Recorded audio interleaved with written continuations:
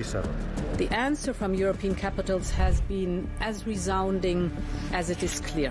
We are in an era of rearmament to respond to the short-term urgency to act and to support Ukraine, but also to address the long-term need to take on more responsibility for our own European security.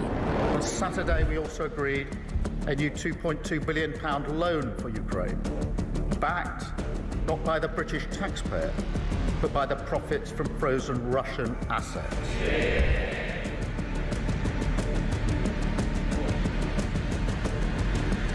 It is my pleasure to bring from His Majesty the King a letter. He sends his best wishes and his regards, of course, but he also asked me to bear this letter and bring it to you.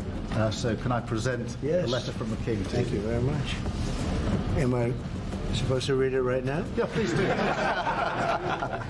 I will do. I've got to tell him what your reaction is, so I need to know. I need to know. He is a great gentleman. A great, great gentleman. He said he thinks the war's going to go on for a long time, and he better not be right. Well, I just think he should be more appreciative, because this country has stuck with them through thick and thin. We've given them much more than Europe, and Europe should have given more than us, because as you know, that's right there, that's the border. What kind of diplomacy, JD, you are speaking about? What do you mean? I'm talking about the kind of diplomacy that's going to end the destruction of your country. Yes, but if you Mr. are not Mr. President, with respect, I think it's disrespectful for you to come into the Oval Office and try to litigate this in front of the American media. You're gambling with the lives of millions of people. You're gambling with World War III. You're gambling with World War III.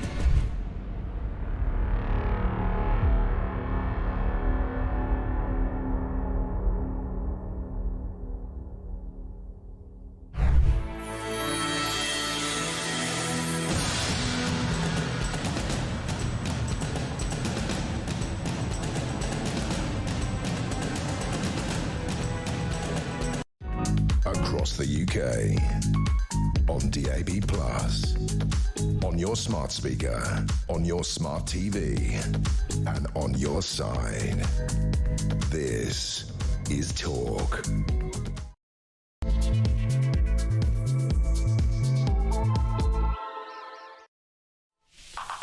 Good morning, this is Talk. I'm Peter Cardwell. Thank you so much for joining me. The hour has gone forward, so it is now just after 10 o'clock, and a very happy Mother's Day to all the mothers who are watching and listening as well. Lots to discuss this morning. Yvette Cooper says 10,000 people who came in on visas are now in asylum hotels. So they came in legally, but we're putting them up in hotels. Shouldn't they look after themselves? We're asking the question today about how we sort the asylum backlog. We're also talking to an MP, a Labour MP, who has broken ranks and says the two-tier sentencing council, I've been banging on about it for quite a while. This is the group of senior legal figures, including judges, who think it's okay to say that ethnicity should be part of how people are sentenced. Well, I think it should be abolished, as does Jonathan Brash. We'll talk to him in just a second. We'll also talk about why the BBC is ignoring the fact that there are a number of anti-Hamas protesters who have been killed and tortured.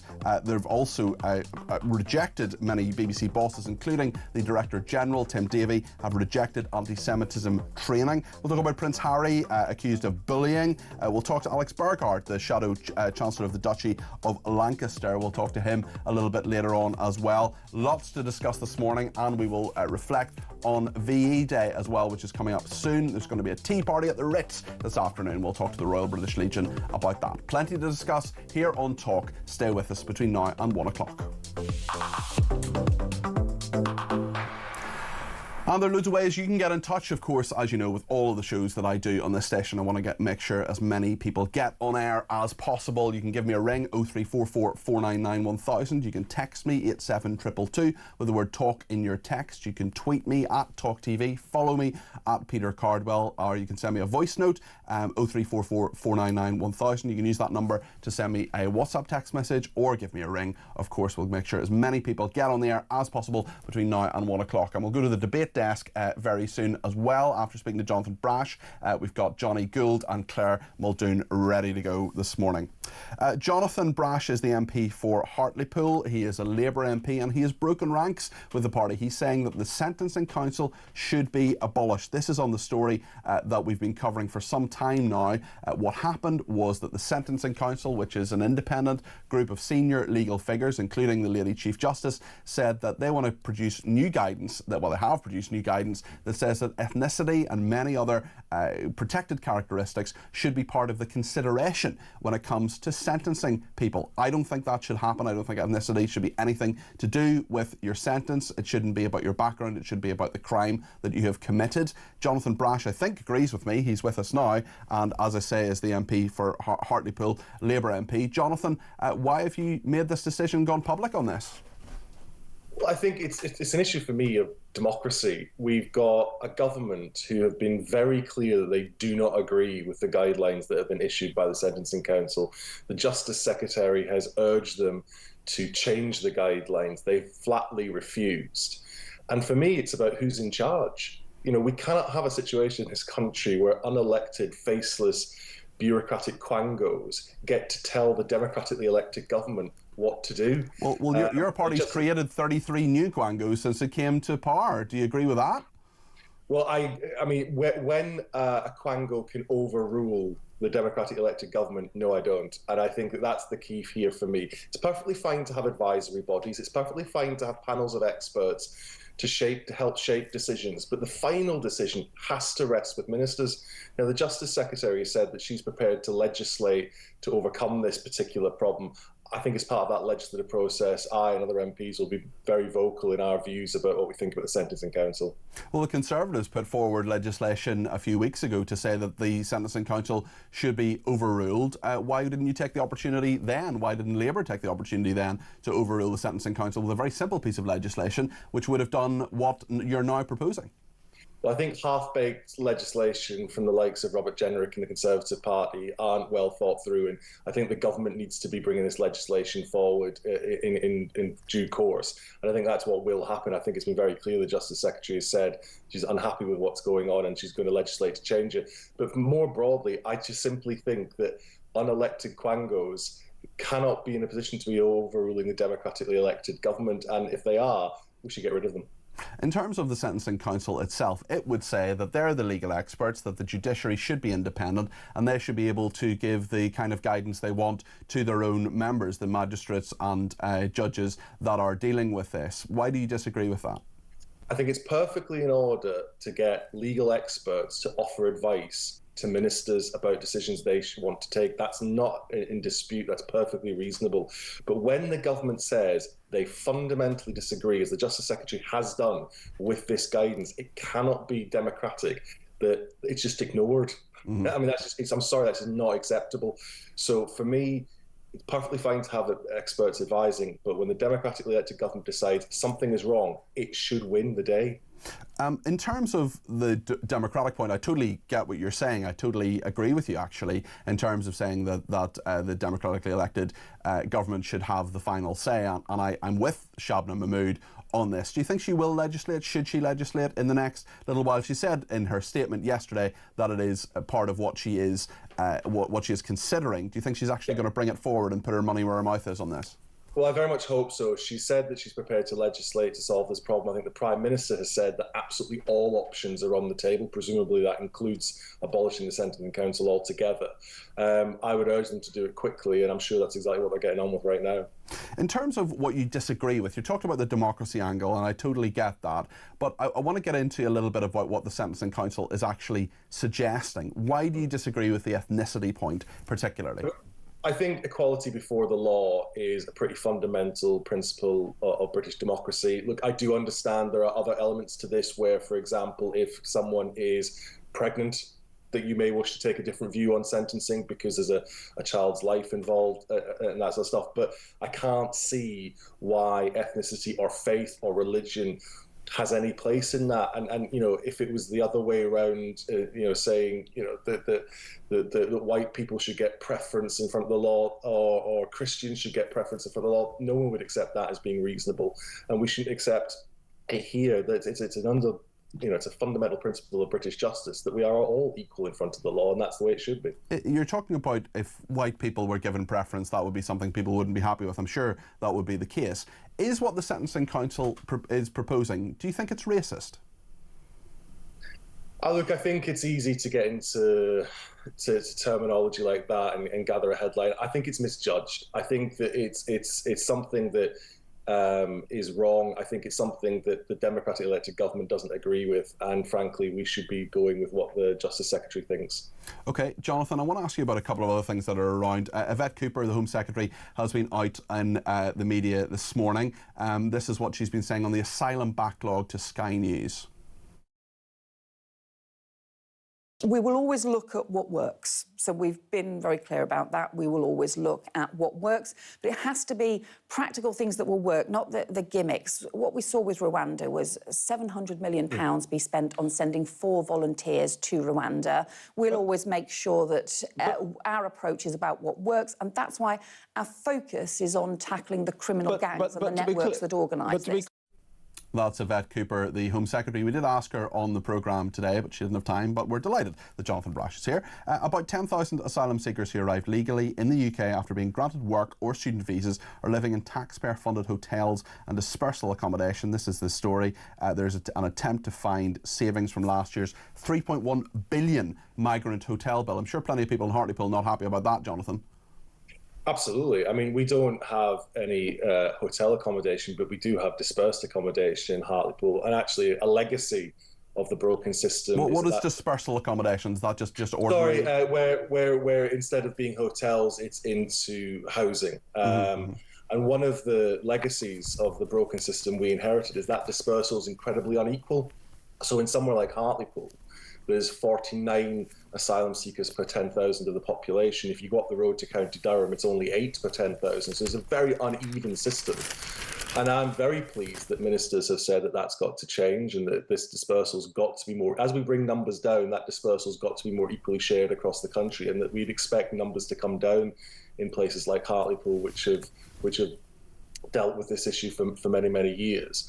And I think, look, let's be clear, the numbers are far too high, and it's the result of a completely broken system. And, Yvette Cooper's right when she says that we've got to focus on the things that actually work, not the thing that gets a headline, not the thing that, gets Boris Johnson out of trouble, which is essentially why Rwanda was invented in the first place as an idea. It's about practical action. And, the summit that's happening this week, bringing people together from countries across the world to come up with international solutions to prevent this problem is a sensible way of going about it. Jonathan, just a couple of other things I'd like to get your opinion on just quickly. Robert Jenrick has tweeted about this, and so has Tahir Ali, so has Mohammed Yassin MP. 20 cross-party British parliamentarians requesting an international airport in Mirpur in Pakistan. Surely they should be focusing on things that happen in this country, including, for example, Heathrow.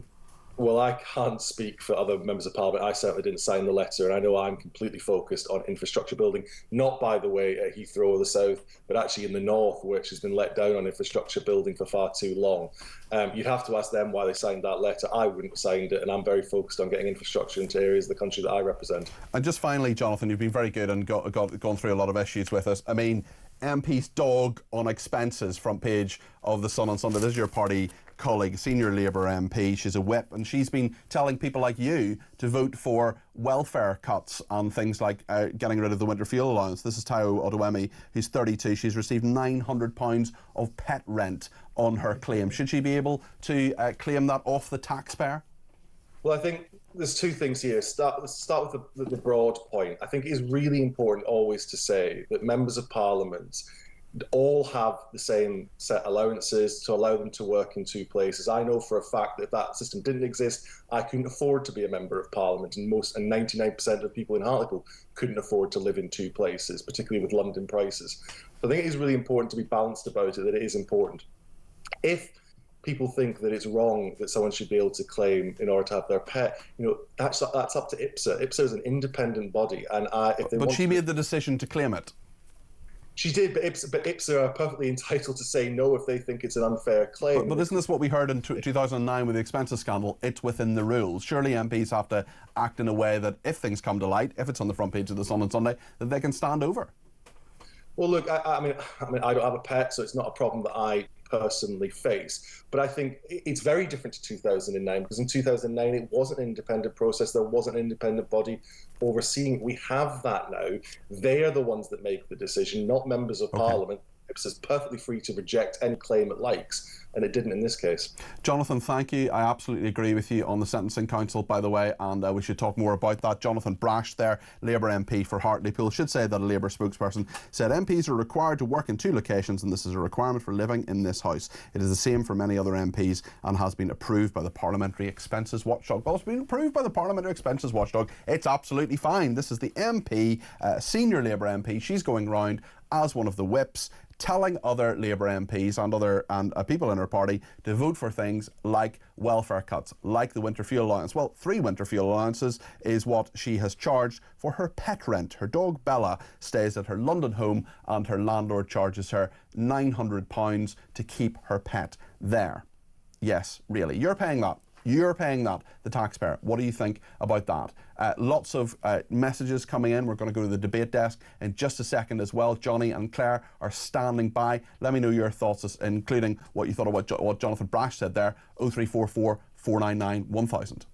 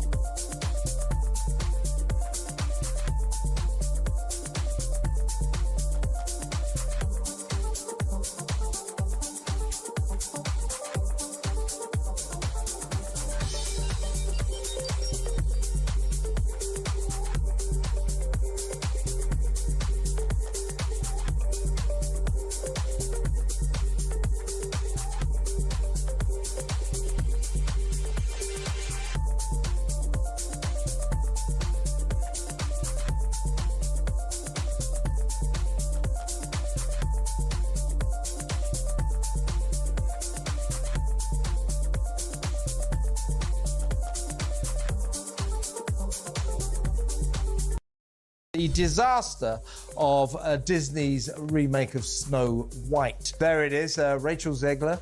Not particularly Snow White, is she? Go woke, you go broke. This is a movie that cost $283 million to make in its first weekend, last weekend at the box office in America. It's brought in a feeble $43 million. $43 million. You would have made Disney $200 million in your first weekend, maybe $300 million, if you'd have just stuck to the traditional story.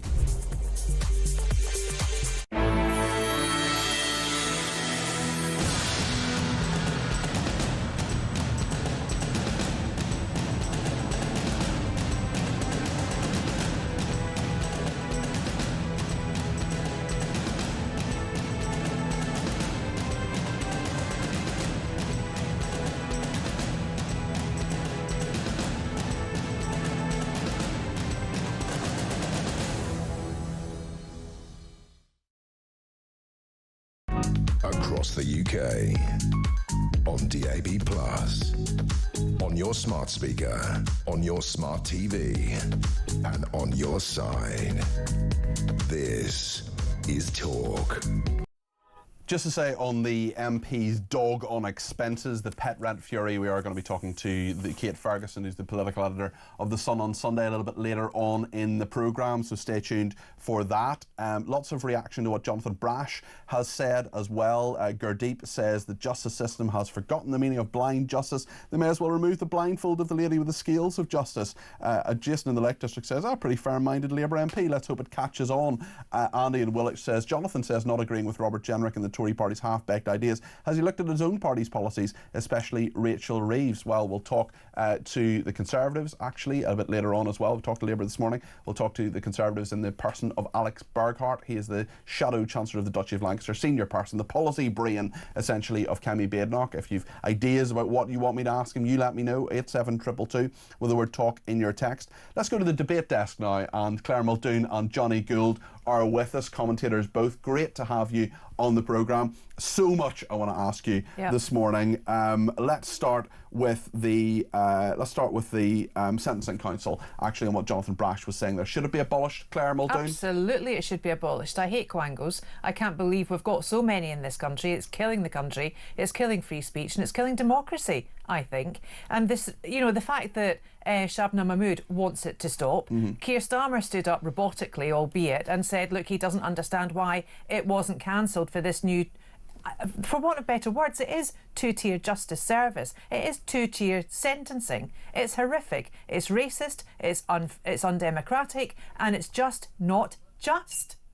Johnny? And Paul Richards has had his voice to Jonathan Brash, and I think his voice comes with some weight. He set up Progressive Britain in the 90s. Tony Blair's fingerprints on that as well. It's that side of the Labour Party. I saw him last night saying the same thing, that he believes that Shabnam Mahmood will come out this week and either cut them down or abolish them, which I think is probably... Does she have the power to abolish it? She does, yeah. It was set up in 2009 by They really Gordon need Brown, to do that. It would be a very, very dark day in British injustice, I think. And, of course, the clue is in the word quango, because the N is non-governmental. Non-governmental, It is. It's an abruption to the idea of elected democracy. They're a waste of money. And as you said, Peter, in the introduction, 33 new quangos set up. We can't have that. It's the opposite of Doge. Yeah. And it's also the opposite of democracy. Well, we should it's got to go. And that's the way Labour's going, I think. And when Paul Richards says that among Jonathan Brash, I think this is the moment that the more extreme end of Labour will be reined in. So demolish devolution and the devolution of Wales and Scotland, and stop the quangos. That's it. They'll be your policies. Be a lot better. And perhaps stop MPs claiming dogs on expenses. I mean, if it was a blind MP, fine, okay. But this is just. I couldn't believe this the front page of The Sun today. I really could not. The Sun on Sunday. £900 to keep your dog in your home. Now, I'm not saying that people shouldn't be keeping their dogs in their home, but of course they should. But not at the expense of the taxpayer. I'm a big animal lover, but she is someone, this MP, Tao Watuemi, who is a government whip. She's going around telling people that 3 winter fuel allowances, £300 times 3 is 900, should be taken away. In fact, many more winter fuel allowances should be taken away, but she should be given from the taxpayer this money to keep her dog in her home. I just think it's outrageous. And of course it wouldn't be her, it'd be payments to dog walkers, it'd be for dog food, it wouldn't just be for her dog. I mean, come on. Children aren't kept as well for £900 a month, are they, in this country? This is the rent. Let's be honest. But this is the rent her landlord is charging her just to have a pet in the home as well. But that should have stopped, because apparently landlords can't now stipulate if you can or cannot have pets in your home. New regulations. But apparently they can charge for it. Something smells wrong in the state of Denmark. Maybe there is some form of collusion, or something might be going on here. Just my opinion. I don't know. Maybe it's a dog's life. It's a dog's life. It's a pile they're all barking. They're barking mad. Pile of cockapoo-poo. But well, yes, as I say, we'll be talking to Kate Ferguson a little bit later on. Johnny, we're going to talk about anti-Semitism a little bit later on, but I just want you, as someone who follows these things very, very closely in terms of anti-Semitism, in terms of what's happening in Israel. There's a story. What I love about this station is we are the home of free speech, and we do have the capacity, the bandwidth, the freedom to talk about things that so many other stations don't talk about. I checked on the BBC about this story. Nothing for 3 days. I googled it. Nothing for 3 days in this story. This is a big, big story that's happening in the Middle East, and it's about Hamas. It's about the fact that there are anti-Hamas protests and anti-Hamas protesters who are being tortured and are being murdered. Tell us about this. We are heading into a 4th day of anti-Hamas protests in Gaza as their power is loosening. Or is it? They are still there. And there's 2 markers which say that the war is coming into a phase 2. Israelis feel that they're winning the war as well because the old wounds of judicial reform are coming out, the new protests, the anti-Netanyahu gang are back in force outside. But what's happening in Gaza is that protests amongst normal people, who were incidentally the same people celebrating on October the 7th, have come out against Hamas. That doesn't necessarily mean that they want democracy or they suddenly want to be brothers and sisters with Israelis, but they don't like Hamas. And this truth about the unending cycle of wars is a reality, that if Israel doesn't destroy Hamas fully and finally now, there will be another conflict and more rockets coming out in 2029, because these Hamas terrorists put their weapons down, get on with their civic life and plan for the next invasion. And Hamas have killed the leading, or one of the leading people of these protests, 6 in fact, and it's a channel involved in some really reliable reporting in there, and one of them was 22-year-old Odai Nasser Sadi. He was kidnapped, he was tortured for 4 hours by Hamas and then executed. His body was dumped at the doorstep of his family's home with a message: this is the price for those who criticize Hamas. They are still in power, and it's not up to the gift of the Hamas protesters, the Gazan people, it is up to the IDF to finish the job. Donald Trump is in the White House.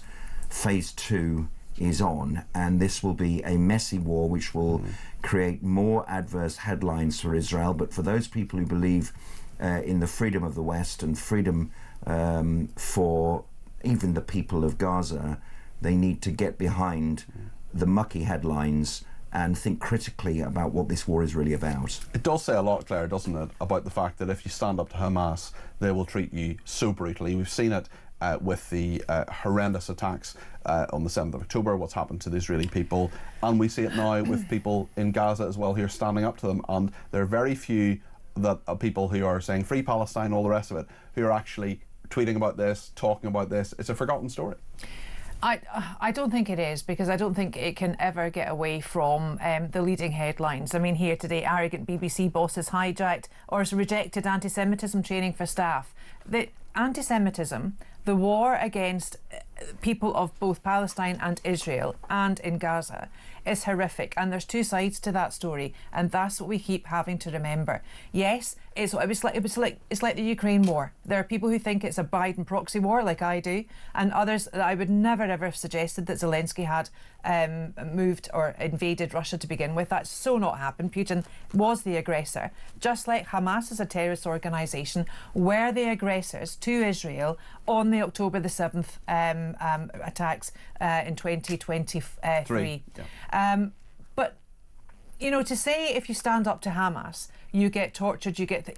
If you stand up to Israel, there are innocent Palestinians that are being bombed, that are being everything else, and people and killed and massacred on a daily basis. People will not use the word genocide against what's happening to them, because if you look at it technically, it is basically a war against the Palestinians and Hamas and the Israelis, and who are getting in the way? Innocent people. And that happens in warfare. Call it collateral damage. I personally don't. I think it's wrong on all levels. And I thought we had a ceasefire, and I thought the hostages were being released. That is the key. Where are the hostages? Just release them. And if we can look behind the mucky headline, yes, it would be the end of it, but would it? Because you've just said, Johnny, that Hamas will then regroup, they will get their arms, and they will plan something bigger and more atrocious somewhere else in the world. There has to be some outside help, and it doesn't necessarily mean building the Gaza... Is Netanyahu up for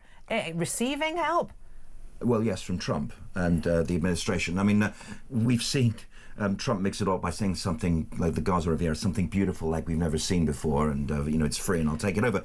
But there needs to be a Sunni reformation. If the Gazans really are for liberation, for freedom, then there needs to be some help from their Sunni brothers and sisters in the Gulf. They can rebuild it under the auspices of Trump. Just to put some numbers on this thing, which is that I was told last week, I was with Andrew Fox, defence expert we've had on this program military before, strategist. Yeah. He said last week that the number of deaths in Gaza had gone to 50,000. That's what he told me, of which over 20,000 are Hamas fighters. And in the ratio of war, and as you say, it's terrible when people get killed who aren't involved. They may be involved. Let's skate over that, because Gaza is quite a corrupt society, but it is a sort of show me one that isn't, Johnny, in this day and age. Yeah, well, come on. I mean, there weren't much protests on October the 7th. Let's put it that way. But it's about 1 to 1.25, if you like, in terms of collateral damage, people dying who aren't fighters, and that is very low when you compare it to Afghanistan, which is 1 in 4, where 4 civilians die for one fighter. To the Arab states that I think should be helping them, their Sunni neighbours, as you quite rightly addressed them as. You told me last year that there was actually a shul, a synagogue, being set up. Was it in Qatar or no, not in Qatar, but in the UAE. In the UAE, a Catholic church. A Catholic synagogue, churches have always been there. And but no, there's like a kind of multi-faith centre with a synagogue, really a mosque. It's excellent, but that's in the UAE. And I was told again by Andrew that the reason why the Saudis won't go in there, and they're perfectly capable and able and financially able, and of course there is a political will for them to divest from their energy and oil, and in a sense colonialise a new part of the Sunni world north of Egypt. They're not doing that because they don't want to have shots taken at them by Hamas. Just and Egypt, of course, didn't let any of the Palestinians in. Yeah, and we got to remember that. Lots more to talk about after the break on the debate desk. Why is Prince Harry the #1 risk to his own charity? That's the chairwoman who accused him of bullying and harassment. We'll talk as well about the asylum plan that Labour has and speak to the Conservatives about that. Let us know what you think as well. 0344 499 1000.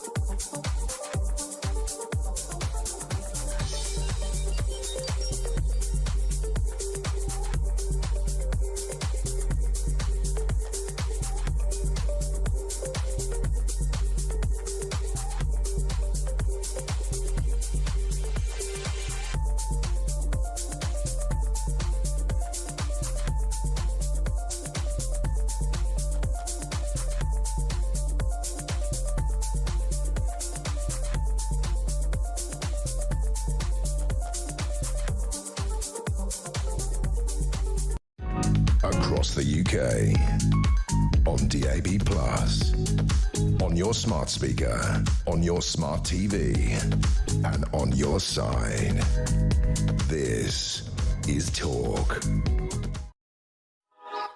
Thank you to everybody who has been in touch on all the stories we're talking about. Leslie says, how many pensioners got rid of their pets for not being able to afford them after losing their winter fuel allowance? Very good point. Aubrey in Upminster says, regarding the Labour MP Taiwo Otaomi claiming £900 expenses for doggy rent, your guest stated this was fine because it had been approved by the Parliamentary Expenses Watchdog. Isn't this a case of two dogs sticking together? Says Aubrey. Well, listen, I think we do need to be quite careful about IPSA, and I think we need to be careful about saying, well, it's within the rules. Whether we hear that before 15 years ago during the expenses scandal. Diane says, I have a dog and also work full-time, which involves being away from home 2 or 3 nights a week. So she stays overnight in kennels, which I pay for. If I want a dog, I take on that responsibility and cost, which I budget for. It's not my employer's responsibility. Stuart says Jonathan Brash is still trying to blame the Tories for the asylum hotels. The Labour have had 9 months and the hotels have increased, not fallen. That is correct. Stuart. Penny says, no matter what colour you are, religion you are, if you commit the crime, you do the same time as anyone else who has committed it. Everything in this country is becoming worse every single day. Something is going to give eventually. People are not just going to put up with it anymore. The country has gone to the dogs. And Leslie says, are those migrants who threw their documents in the Channel given false ID to obtain housing and benefits? Well, this is the big story today. Yvette Cooper saying that about 10,000 asylum seekers who arrived legally in the UK after being granted work or student visas are living in taxpayer-funded hotels and dispersal accommodation. She's now planning to introduce eligibility checks to stop abuse of these facilities to try to find savings from last year's £3.1 billion migrant hotel bill. They'll involve reviewing the finances of residents and will begin in May. Well, she's been talking about this. She's been talking about the Rwanda plan as well to Sky News this morning. This is what Yvette Cooper, the Home Secretary, has been saying. We will always look at what works. So we've been very clear about that. We will always look at what works. But it has to be practical things that will work, not the gimmicks. What we saw with Rwanda was £700 million be spent on sending 4 volunteers to Rwanda. We'll always make sure that our approach is about what works. And that's why our focus is on tackling the criminal gangs and the networks that organise this. That's Yvette Cooper there, the Home Secretary. Well, for reaction to the story, let's go back to the debate desk. Claire Muldoon and Johnny Gould, broadcasters and commentators, both are with me. Claire, what do you make of this?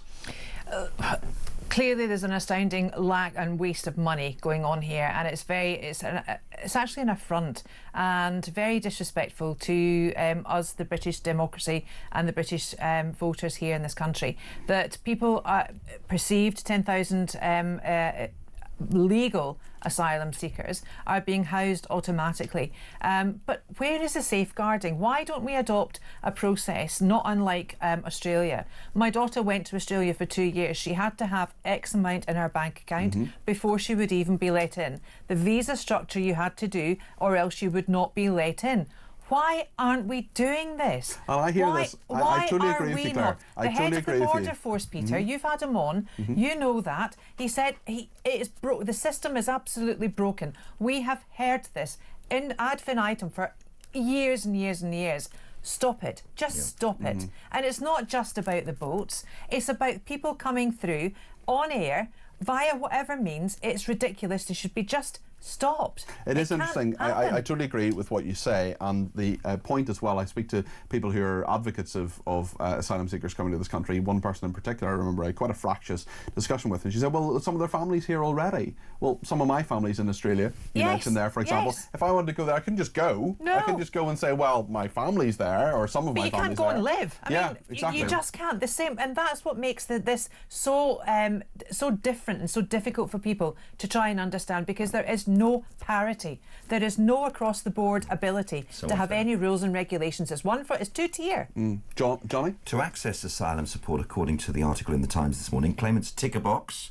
They declare themselves destitute, and then in some cases the Home Office may order a credit check, in some cases. However, they're not asked for any further details about how their financial situation has changed since legally entering the country, and so they're here ad infinitum. And as we mentioned in the headline, the 10,000 people living in asylum and hotels is not the full picture. More than 38,000 migrants are in hotels.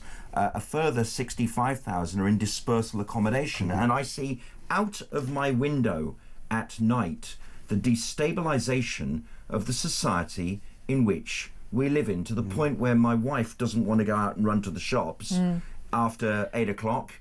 because she's scared of the guys eating sandwiches and having a smoke and hiding behind the bins, which we can see from our window. And there aren't Even many, I don't like it very much. I front it, but I don't like it. Women and children there either. Absolutely. It's mostly men. Blokes. And you need to look at the safety aspect for young girls or young men working in these hotels. Do they want it? Is it a safe environment for them to work in? If not, who is paying for all of this? It's us. It's us, and it needs to stop. I want to ask you about the controversy engulfing Prince Harry as well. We're going to talk about this later on the programme. This is the former head of the charity Santa Ballet, who is accusing him of being this person is accusing him of being a bully. Sophie Chanduka, has made the allegations just hours after claiming the Duke of Sussex tried to use the organisation as an extension of the Sussex PR machine. This is what Sophie Chanduka has been saying to Sky News this morning. At some point on Tuesday, Prince Harry authorized the release of a damaging piece of news to the outside world without informing me, or my country directors, or my executive director. And can you imagine what that attack has done for me, on me, and the 540 individuals in the Santa Ballet organizations and their family? That is an example of harassment and bullying at scale. And so if the world didn't want to believe that there's such a thing as bullying, this unleashing of the Sussex machine on me and the 540 employees at Santa Ballet who received this and have had to defend it. Now, there are all sorts of problems with this charity. She spent $500,000, for example, on consultants in an effort to reach a new tranche of US-based donors. Prince Harry said on Tuesday he was truly heartbroken about quitting the charity. He founded it in 2006 to help young people affected by AIDS in southern Africa in memory of his mother. In a joint statement, the two princes said they were devastated at the unthinkable breakdown in relations with Mrs. Chanduka. It culminated in a High Court claim as the board tried to eject her from the charity, and then the trustees then resigning en masse. Just a quick reaction to this, Claire. I think this is very, very unsettling for Harry. I think this perhaps might indicate some form of his mental illness or his mental state at the moment. Because we don't know that, Claire. No, we don't know, but it's my opinion that this might be the case, Peter, because charities are so close to his heart, and his mother, he speaks all the time about his mother. And I think for this charity, I think to have lost those two, well, at least Prince Harry, amidst all of these claims, there are two sides to every story, as I keep banging on about, but I think this is really sad.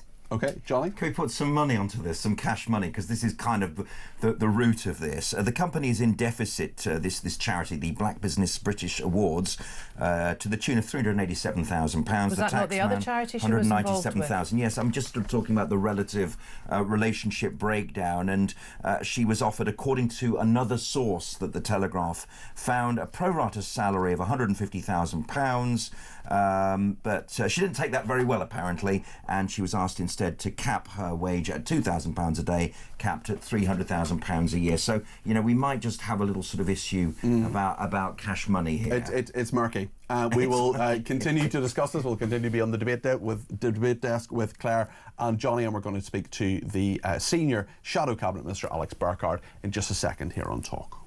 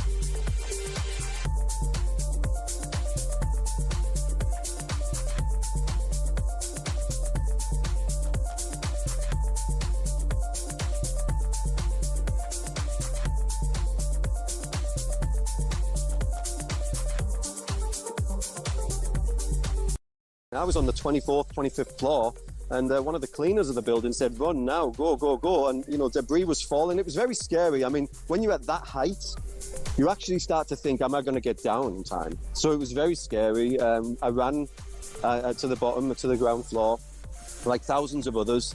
And it was just such a strange thing to happen, because these things happen in the region, in other countries, in other states, other territories. I mean, if you look at Taiwan, Hong Kong, in China, earthquakes are fairly common, but in Thailand, certainly Bangkok, it's not.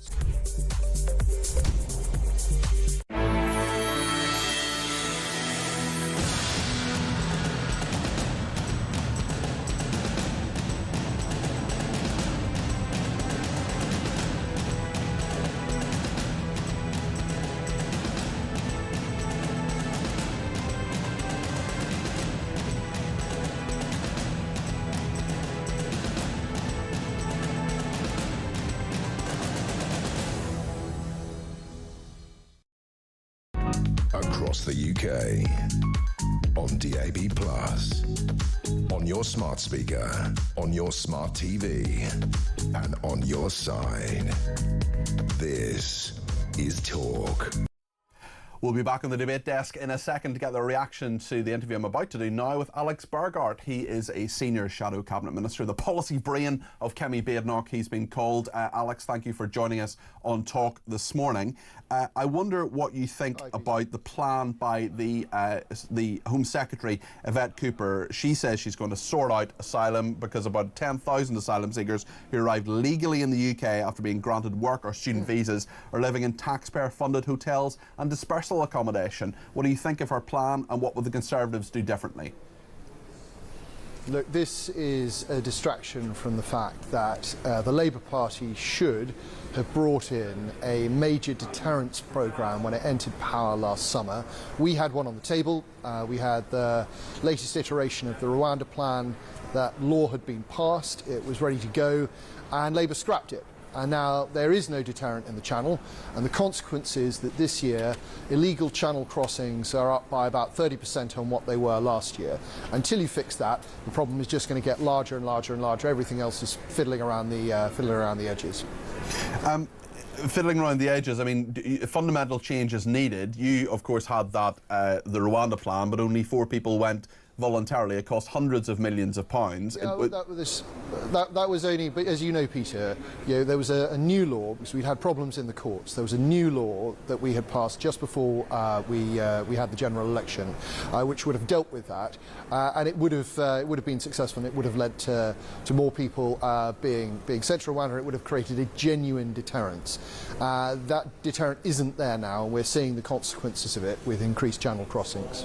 One story we've been talking about on Talk quite a lot over the past few days, and I wonder what your opinion is, Alex Burghardt, is in regard to the Sentencing Council. We've been speaking to Jonathan Brash, the Labour MP for Hartlepool, this morning. The Sentencing Council ignoring what the Justice Secretary, the Shadow Justice Secretary, many in Parliament are saying, that they shouldn't impose guidelines which say that ethnicity should have anything to do with how people are being sentenced. There are other protected characteristics as well. Jonathan Brash says the Sentencing Council should be abolished. What do you think? I think that the Justice Secretary needs to get a grip. This problem has been obvious to anyone who's been paying attention for several weeks now, and what she should have done is legislate to force the Sentencing Council's hand. She hasn't done that, and it's now too late. This is all going to kick in on Tuesday, and from Tuesday we're going to have two-tier justice in this country. It's completely unacceptable. This very, very long-standing principle here of equality under the law, that is going to be disrupted by what the Sentencing Council are doing. The Justice Secretary needs to sort it out. She should have sorted it out already, and hopefully we'll see plans from the government come Monday. Would you abolish the Sentencing Council? I think that the membership of the Sentencing Council is in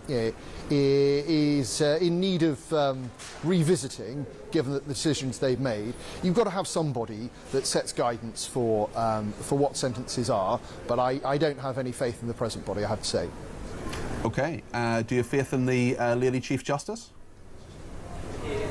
Well, as I say, she really should have acted by now. This problem has been coming down the tracks for some time. Yeah, the government has its own representative on the Sentencing Council, so they were aware of that this was likely to happen well before even Parliament was, and yet the government has sat on its hands. It's completely unacceptable. Tell me about a number of MPs from a number of parties, actually. There are some from Birmingham who are saying, including Tara Ali, the MP for Birmingham, has come under fire for supporting a campaign for a new airport in Mirpur in the Kashmir region administered by Pakistan. That's something a lot of our viewers and listeners are getting in touch with this morning, what are getting in touch about this morning. What do you make of it? Yeah, and I find it extraordinary that they would consider this to be one of their priorities with everything else going on in the country. I mean, next week, the effects of Labour's Rachel Reeves' disastrous budget are going to be felt. I'd have thought that would be higher up their list of priorities. The fact that everyone is going to be paying more for their energy bills, more on their council tax, more for their train fares, more for their water bills, that some companies are going to go to the wall. Certainly some people are going to lose their jobs. A lot of people aren't going to be hired as a result of the changes that Rachel Reeves has made. I'd really hope that was their top priority, rather than campaigning for an airport in a different country. What do you make of the story in the Times yesterday, and we're continuing our coverage of it today, about the couple who complained about a local school and were then arrested for what happened? You talked about two-tier justice in this country. A lot of people, a lot of our viewers and listeners, really concerned about free speech and concerned about people being locked up simply for criticising criticising things for legitimate criticism, but also the heavy-handed actions of the police, who should arguably be going out there and catching real criminals. Yeah, I completely understand completely sympathise with your viewers' concerns. I mean, your listeners' concerns. And the truth is that my voters in Brentwood and Ongar in Essex, they want the police to be spending their precious time and resources on going after burglaries, knife crime, street violence, things like that. Certainly not arresting parents who criticise their school on WhatsApp. I mean, I do think that the police really needs to take stock of what they've been doing, because this is very damaging for public confidence in policing in the UK. Tell me about your thoughts on the Labour MP who's claiming £900 to keep her dog in her home. Can you guarantee that none of the 121 Conservative MPs are claiming off the taxpayer to keep an animal in their home because of rental charges? Yeah, I think we could all agree that no one should be doing that, and my voters, I think most voters, don't want to see public money spent in that way. I think it's pretty embarrassing, isn't it? Yeah. I want to ask you about something Nigel Farage said about Conservative MPs. I'm going to use a word I wouldn't usually use on the radio, and I apologise in advance if people are offended, but it is what Nigel Farage said 3 days ago. He said that Tory MPs are a boring bunch of stuck-up old bastards. I wonder what you think about that. Shocked that you would use such a word on Mothering Sunday, Peter. Look, Nigel Farage would say that, wouldn't he? He's certainly a lot older than I am, but also Nigel's lost one of his MPs in the past few weeks, and he's trying to distract. He's going to crunchy at the local elections, isn't he? Reform UK are going to do really well at the local elections, or you're going to do really badly. Nigel has lost 20% of his MPs so far this year. And I think that tells you something about the nature of what's going on in the Reform Party and why he's feeling the need to lash out against Conservatives. So he's ahead in all. He's ahead in almost all the polls. No, he's ahead in some of the polls, and we're ahead in some of the polls. But the truth is, anyone obsessing about polls 4 years out from a general election probably needs to get a life. I think that the truth is that you've got the local elections on, and we're taking them incredibly seriously. The Conservatives have been performing well in local council by-elections, pleased to say, over the past few months. But we're realistic about what's going to happen in the locals. The last set of local elections, as you'll remember, 4 years ago, we had the vaccine bounce at that time, so we had a very, very good showing. And it's going to be hard to match that, but we're working as hard as we can. Alex Burghardt, Shadow Cabinet Minister, thank you very much for joining us. Just a quick reaction from Johnny Gould. Well, I think he's won the Will Carling Award for the 57 Old Farts. Do you remember that was mentioned in 1993? So there's a long tradition of this in public life. So, well, John Major, of course, used the word as well. Yeah. But yes, as he says, Mothering Sunday, and that the B word you can't possibly. I'm not going to say it. I'm not going to say it. Okay, Claire. Just an exhaling of breath. Claire Muldoon, largely speechless. I just want to go back to the issue we did talk to Alex Burghardt about in regard to Maxie Allen and his wife, his partner Rosalind Levine. I just want to remind you of that interview we did yesterday, and then get a few of the thoughts of Claire and Johnny. One of the letters I wrote to governors I posted in the parents' WhatsApp group, which was a private WhatsApp group with about 12 to 15 members, which Rosalind created. No one from the staff was on the group. We thought it was a safe space to chat about stuff, so we chunted about it. And we also chunted on the WhatsApp group about a letter the school had sent out commanding parents not to speak negatively about the school on WhatsApp or social what right do they have to do that? The school sent a letter out to say to parents, don't criticise us. Well, interestingly, when I first set up the WhatsApp group, somebody at the school had tried to prevent me from doing it and told me that they don't want parent WhatsApp groups and I shouldn't set one up. And there was also a Facebook group for parents with children at Cowley Hill, and I was told that group had to come down, that it should be closed. When we look back through, for the purposes of telling our story, the most spicy things we can find is that Rosalind referred to one school leader as a control freak, and of another school leader that they didn't really know what they were doing. Those are the spiciest things that we can find. Anyway, the school somehow got hold of these WhatsApps, didn't like them one little bit, and banned us from the school. They banned us from the school premises. And this was the school at the time that your daughter was attending, so you actually couldn't go into the school. And tell us a little bit about that as well, because you were communicating with the school about your daughter's additional needs. She has epilepsy. Yeah, so what the ban meant was we couldn't go onto the premises. So being a primary school, pick up and drop off were in the playground. So every other parent took their child into the school up to the door. We couldn't do that. We had to stand outside the gates every day. And every day a teacher was assigned to frog march Sasha back and forth from the gates. We couldn't go to parents' evening. We couldn't take Sasha to the Christmas fair.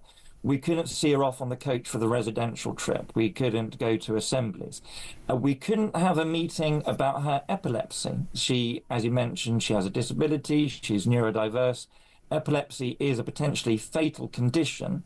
We wanted to meet her new teacher and brief that teacher on what to do, what to look out for. None of that was allowed. We were put on limited communication, so that meant we were not allowed to phone. We were not allowed to go in and talk to the teachers. We were told that any questions we have or any issues, we have to email this dedicated email address. We were not allowed to communicate in any other way. Your reaction, Johnny? It's absolutely outrageous. Why are they scared of WhatsApp groups? I mean, I see some of the stuff that goes on between mums in our groups, and it's totally outrageous. And the schools are starting to become too authoritarian. This has all got to calm down. It's very un-British. Claire? It's dogma. Yeah. It's really not the right thing to go about, the right way to go about things. Communication has to be key between professionals and parents. Parents are the primary educators of their children. Schools are supposed to be a safe space for them. In this case, it's not. We're going to continue talking about this. Let me know your thoughts. 0344 499 1000. We're also going to speak to the Director General of the Royal British Legion about the plans for the 80th anniversary of VE Day. There are many veterans who are going to be feted, as they rightly should be, at the Ritz Hotel later today. We're going to hear a little bit about that and your thoughts as well. Also, the Labour MP ridiculed as she claims taxpayer cash on expenses to live with her dog. Stay with us here on Talk and let me know your thoughts too. 0344 499 1000.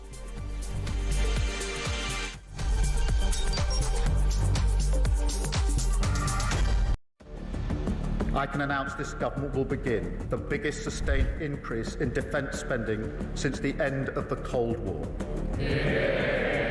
We will deliver our commitment to spend 2.5% of GDP on defence, but we will bring it forward so we reach that level in 2027.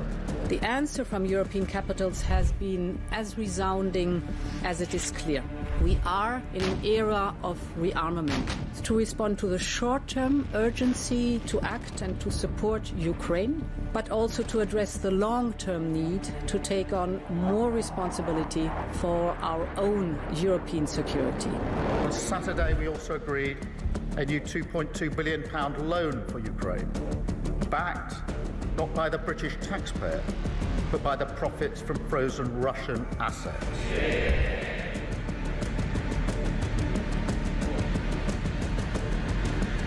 It is my pleasure to bring from His Majesty the King a letter. He sends his best wishes and his regards, of course, but he also asked me to bear this letter and bring it to you.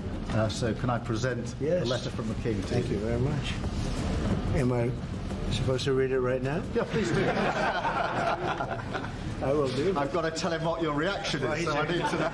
I need to know. He is a great gentleman. A great, great gentleman. He said he thinks the war's going to go on for a long time, and he better not be right. Well, I just think he should be more appreciative, because this country has stuck with them through thick and thin. We've given them much more than Europe, and Europe should have given more than us, because as you know, that's right there, that's the border. What kind of diplomacy, JD, you are speaking about? What do you mean? I'm talking about the kind of diplomacy that's going to end the destruction of your country. Yes, but if you are not strong... Mr. President, with respect, I think it's disrespectful for you to come into the Oval Office and try to litigate this in front of the American media. You're gambling with the lives of millions of people. You're gambling with World War III. You're gambling with World War III.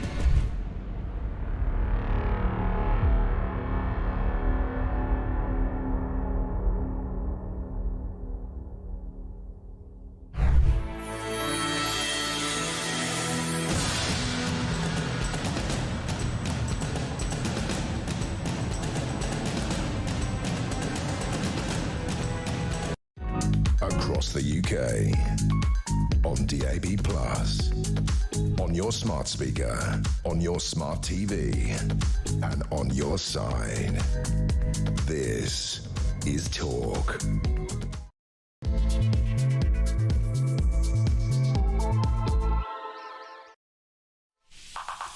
Good morning, this is Talk. I'm Peter Cardwell. Thank you so much for your company this Sunday morning. It's Mothering Sunday, and a very happy Mother's Day to the people celebrating it today.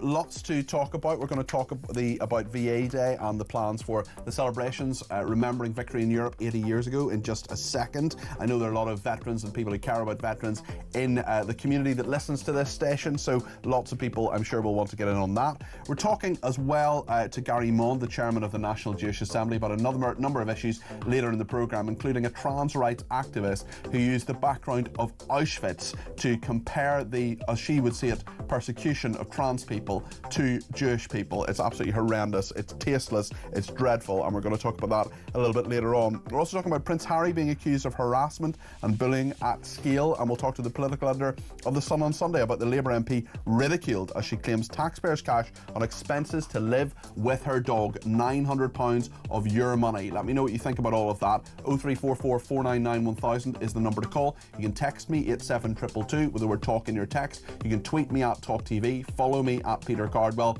or you can send me a voice note or a WhatsApp text message, or give me a ring on 0344 499 1000. Lots to discuss here on Talk. Stay with us between now and 1 o'clock.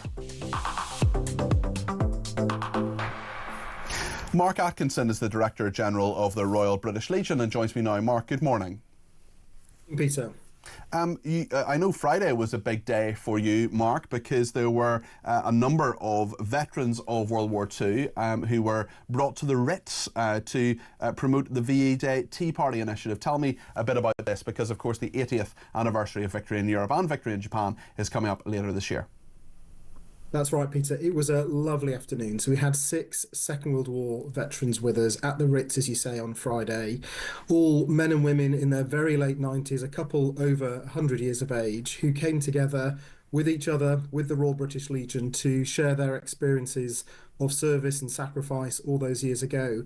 So it was a really lovely afternoon to be in their company, to hear their stories, and to look forward, actually, to VE Day on the 8th of May, when we hope to organise the largest gathering of Second World War veterans for a tea party organised by the Royal British Legion and being held at the National Memorial Arboretum. So what we did a couple of days ago at the Ritz, we're going to try and multiply that and have a large number of Second World War veterans with us on the 8th of May to celebrate the 80th anniversary. Roughly how many Second World War veterans are still around that you're still in touch with at the Royal British Legion? Because obviously 80 years is such a long period of time. You're absolutely right. And I think, in all honesty, we don't know the total number of Second World War veterans that are still with us. At the Legion, we're talking to over 100 and supporting them to get involved in the commemorations this May. For some of them, that will be in the village or the town or the city in which they live. For others, it may be coming to London for the national commemorative event or joining us at the tea party at the National Memorial Arboretum. Our job at the Royal British Legion is to provide that wraparound welfare support to get people from where they live to the commemoration event that they want to participate in. As I say, we're talking to more than 100, and we certainly hope we'll have a good number with us at the National Memorial Arboretum on the 8th of May. You're the Director General of the Royal British Legion. I mean, tell me about some of the stories that these veterans have been telling you at the Ritz Tea Party, for example, and what the plan is on the week commencing the 5th of May. I know the 8th of May is the day itself of VE Day celebrations, but there'll be all sorts of other celebrations, and rightly so, looking back at this momentous day in our history. You're right. So obviously that week commencing the 5th of May starts with a bank holiday, and I think there will be events throughout the entire week held locally in different towns, cities and villages. The Thursday of that week, which is the 8th of May, is obviously the pinnacle. It's where there'll be a Westminster Abbey service led by members of the royal family and the UK government. There'll be the National Memorial Arboretum Tea Party that we, the Royal British Legion, are organising. And then that evening there is a concert at Horse Guards Parade. So Thursday will be the day of celebration. As you know, Peter, the Royal British Legion has almost 200,000 members right across the UK and overseas.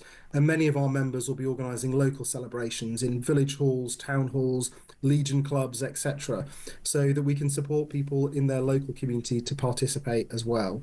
And you asked me about some of the stories. Well, it was fantastic to be there on Friday, just hearing some of the stories from people. Let me give you a couple of examples. Joe Mines, now 100 years old. He joined the armed forces when he was 18, and he was there on D-Day at Gold Beach, and he was clearing mines. His name is Joe Mines, and he was a mine clearer on the beaches of Normandy. And just hearing his stories was incredible. But he told me that it was only in recent years that he started to tell his story, that for so long, for decades, his experience was internalised and not something he wanted to share. He lost a very close relative and a very close friend on Gold Beach that day, and it's been incredibly difficult for him to vocalise and to share that story. But now I'm glad, with the support of the Royal British Legion, he feels able to do just that. And then equally, we had other fantastic people with us, like Bernard Morgan, 101 years old now, codebreaker in the Second World War, again was there on the beaches of Normandy in 1944. He has a really interesting story because he got back at the end of the war in Europe. He flew from Belgium back to Blackpool, and as far as he was concerned, that was the end of the war in Europe. He was turned around within days and dispatched to the Far East. He got as far as India when the end of the Second World War happened. So, incredible bravery, fortitude, sacrifice of this greatest generation. And, the truth is, Peter, There are very, very few of them around now. So this is going to be one of our last major opportunities to hear those stories, to make sure those people get all the recognition and support they need, because there are very, very few Second World War veterans still with us. When people give money to the Poppy Appeal, which is of course administered by the Royal British Legion, where does that money go? So we have a Royal Charter that sets out our charitable objects, and essentially the Royal British Legion does two things. Firstly, it provides welfare support, and that is both to people that are serving today, but also to veterans, their families and the bereaved community. So that could be cost of living grants, that could be care homes that we operate, that could be the Admiral nurses that we provide for families affected by dementia. So a lot of the money that is donated, as you say, through the Poppy Appeal goes into welfare support. And the second thing that our Royal Charter requires us to do is to lead the nation in remembrance. So whether that's on Remembrance Sunday each November, the Cenotaph and the 2-minute silence, or whether it's events like this where we're commemorating the 80th anniversary of VE Day. So every penny that goes into the Poppy Appeal is funding those two charitable objects: welfare support for those that need it, remembrance for the nation. And we're quite an interesting charity because our beneficiaries go from 1 day old to 100 years old. You know, so the children of people who are serving today are beneficiaries of the Royal British Legion. So it's a really interesting charity in that it's got a large number of people that it's here to support, and it is only possible because of the support of the great British public through the Poppy Appeal. There are some people who are viewers and listeners who have contacted us during some of the controversies that have been the case over the last few months. You'll be aware, of course, that about the diversity, equity and inclusion officers that you have in the Royal British Legion. You'll also be aware that there was a Pride Poppy that was for sale. A number of people I feel uncomfortable perhaps giving money to the Poppy Appeal. What would you say to them? Look, what I'd say is the Royal British Legion has to be there for everybody who has served. And that includes people who are gay, it includes women, it includes people who are injured and wounded and sick as a result of their service and are today disabled. So the strength of the Royal British Legion now and in the past is that it is a brand and an organisation that is there for everybody. And look, last year we produced 30 million paper poppies that were bought and sold by people right across the country. And in relation to the Pride Poppy pin that you described, I think we produced about 2,500 to 3,000. Why did we produce those? Well, because there are men and women in the armed forces today, and indeed veterans, who asked us to produce those. And frankly, I'm not going to say no. When I'm approached by veterans who've served their country, who want to be both recognised for their service, but also part of a particular community, I'm going to facilitate that, because the Legion is there for everybody who has served, regardless of their sexuality or regardless of their disability or anything else. Tell me about the people telling the stories. You were here telling me about hearing the impact of hearing the stories from that 101-year-old veteran, for example, the person who cleared the mines and so on. When very sadly they will not be around forever, of course. And at the 90th and 100th anniversary, will those stories still have the same impact, do you think, even if they're not told by the people who were originally there? Yeah, look, there's nothing like hearing it from those individuals directly. So it feels an incredible privilege to be in their company, to hear their stories, to hear about the loss and the sacrifices that they made. So nothing will trump that. Nothing will succeed or compete with that. But you're right. The reality is we've got very few of these people left with us, and that number will diminish rather rapidly over the coming years, given their age today. So part of our job is to capture those stories, to work with their children, many of whom are in their 70s and 80s now, their grandchildren in their 50s, and make sure those stories are documented and held on to. And we've got to make sure that as we do approach those other centenaries that you describe, that actually we, even if the individual veterans are not with us, that their stories live on. So that's very much part of our work. And indeed, the Legion works with veterans involved in far more recent conflicts, whether that's the Falklands, Bosnia, Kosovo, Afghanistan, Iraq. It's important their stories are heard too. And are we doing enough to look after those people? Are we doing enough to... I had the Veterans Minister on a couple of weeks ago. Is the government, are we as a society doing enough to look after people who are injured or just served in the wars that more recently? Well, I agree with you. It's not just about those that were injured. It's actually about the sacrifices that people make whilst in service. Travelling a lot, leaving schools, leaving communities, being ready to be deployed. It's an enormous contribution and sacrifice that people make. So I want this country to be the world leader in the way it supports veterans and those that have served in the armed forces community. The Legion has been in that business for over 100 years. We were founded in 1921. So we, through the Poppy Appeal, are able to provide that support.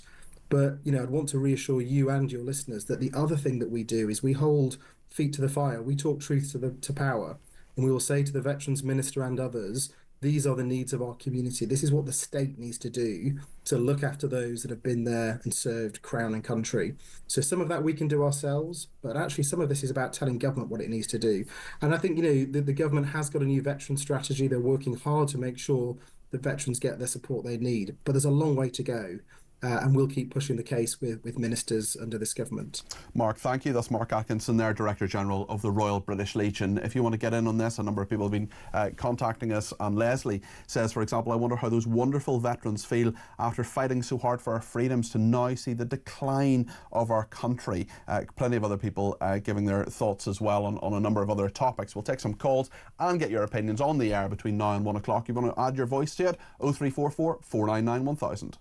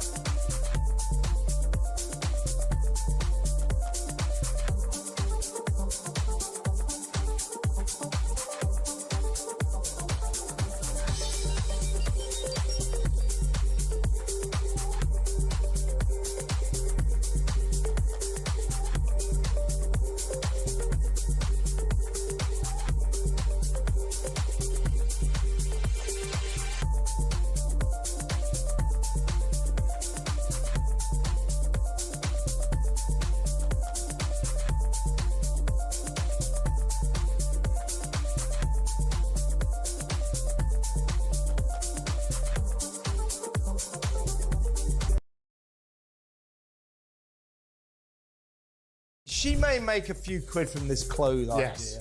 I'm not convinced about As Ever. You know her jam, her famous jam? Yes, of course, I got one. She can't call it jam. It's not jam. Because it hasn't got enough sugar in it. So she has to now call it fruit spread. Oh. I don't believe that As Ever flogging beige towels, crappy cutlery and spread is going to make her a fortune. People who splatter their face on merchandise and stuff like that. I mean, it is absolutely appalling. It really is. I think it's just so cheap. It really is tacky to just try and sell yourself all the time, isn't it?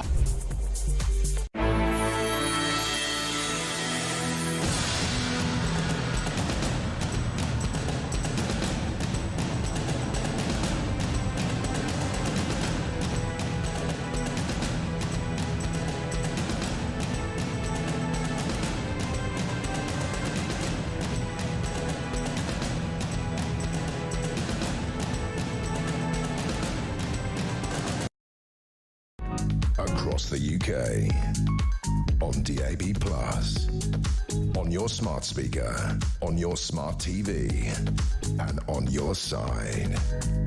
This is Talk.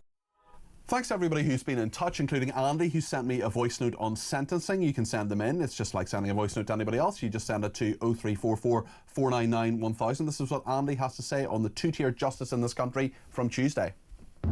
Morning, Pete. It's Andy from Birmingham. Hope you're well, mate.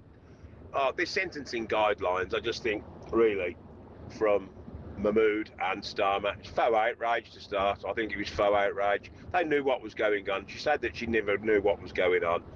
And I think they done it to test the water, to see what the outrage from us was going to be.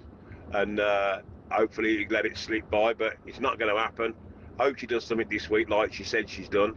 She needs to concentrate more on her Birmingham constituency, I think, more than anything, if anybody's had a drive down there. But yeah, let's hope we can get this, because it's right, like you say, it's racist and it's just plain stupid. Great show, mate. See you later. Thanks, Andy. I think I agree with you on all of that. On the Royal British Legion as well, a lot of people getting in touch. Paul says, your guest just said the Royal British Legion is a brand. They won't ever get my money. My granddads and uncles would be ashamed of the country they fought for. John says, morning, Peter. The Red Poppy is by definition totally inclusive of all servicemen and women. There's no need for diversity. Penny in Essex says, I wonder how those wonderful old soldiers really feel about the awful country this now is, and wonder what they fought for and millions lost their life for. Taxpayer-funded dog sitting, that's something else people want to talk about. How do these people sleep at night? Absolutely disgraceful. It wasn't dog sitting per se, it was a charge that the landlord put in to say, if you have a dog in this property, it will cost this amount of money, and £900 is the total that the MP claimed for that. How do these people sleep at night? Presumably beside their dogs. Absolutely disgraceful. Seems as every day dawns a new freeloading abuse is brought to light, perpetrated by our venal, incompetent parliamentary representatives. Kenny in Edinburgh says, hi Cardi P, can you please tell Mark Atkinson, the Director General of the Royal British Legion, that the British Legion are a wonderful organisation. I visit the club in my hometown of Preston regularly because my granddad was a war veteran, and I contribute by having a couple of pints in his honour. Well, I'm sure that's what he would have wanted, Kenny. Anne is in Sussex and wants to talk about this. Anne, you're very welcome to the programme. What would you like to say? Well, Peter, I lost heart in the British Legion when they went around the country closing so many of their day centres. And you're not the first person who said that to me, Anne. This is something that a lot of people feel very strongly about. Well, I do, because if you were a veteran, or you were the family, you knew where to go. You would not only be able to go and have a meal, a drink, meet other people, like-minded, you could also get the financial support. The benefit system was sorted for you. There was so much help given. And then they closed all those valuable centres, because obviously the sites are worth a fortune, and that meant there was nowhere for the veterans to go. And what happened is that we've had many other charities set up to support veterans, but we are still left with many of them in desperate need. And I'm absolutely, to be honest, I'm furious about it, Peter. Because there they were. You didn't have to resort to charity. You could go along to the British Legion, which was formed, in 1914? I mean, over 100 years ago. But I guess all the centres are in London, because that's near government, and all the dignitaries. How they love all those lovely meals and meetings with top people. But most of us ordinary people, and my family, the war had an effect on, and we have heroes in my family and people who suffered, they're far removed from the high life that many of these charities... And I wonder, I mean, surely what the Royal British Legion are trying to do, this tea party, this idea that you have a tea party, you have a street party, you think about VE Day the way it would have been in 1945 at the time, the way that people would have celebrated and try to emulate that. Surely that's something that we should all be thinking about, Anne. But how will you be marking VE Day? We must not forget. Now, you know how our country is changing deliberately by leading politicians. Change as if, the people who fought for our country today, they came from the other countries to help us. But, today those guys and girls will be accused of being white privilege, that they won't have rights. And you've talked about the two-tier justice system. Would those men and women have believed that they were fighting for Queen, King and country, and suddenly they're going to be in how many years they'll be foreigners in their own land? Thanks for your thoughts on that. We just googled, it was 1921. Anne couldn't quite remember, and I couldn't quite remember when the Royal British Legion was formed. It was 1921, so we just looked that up. Charlotte is in Berkshire and has given me a ring, 0344 499 1000. Charlotte, you're very welcome to the programme. What would you like to say?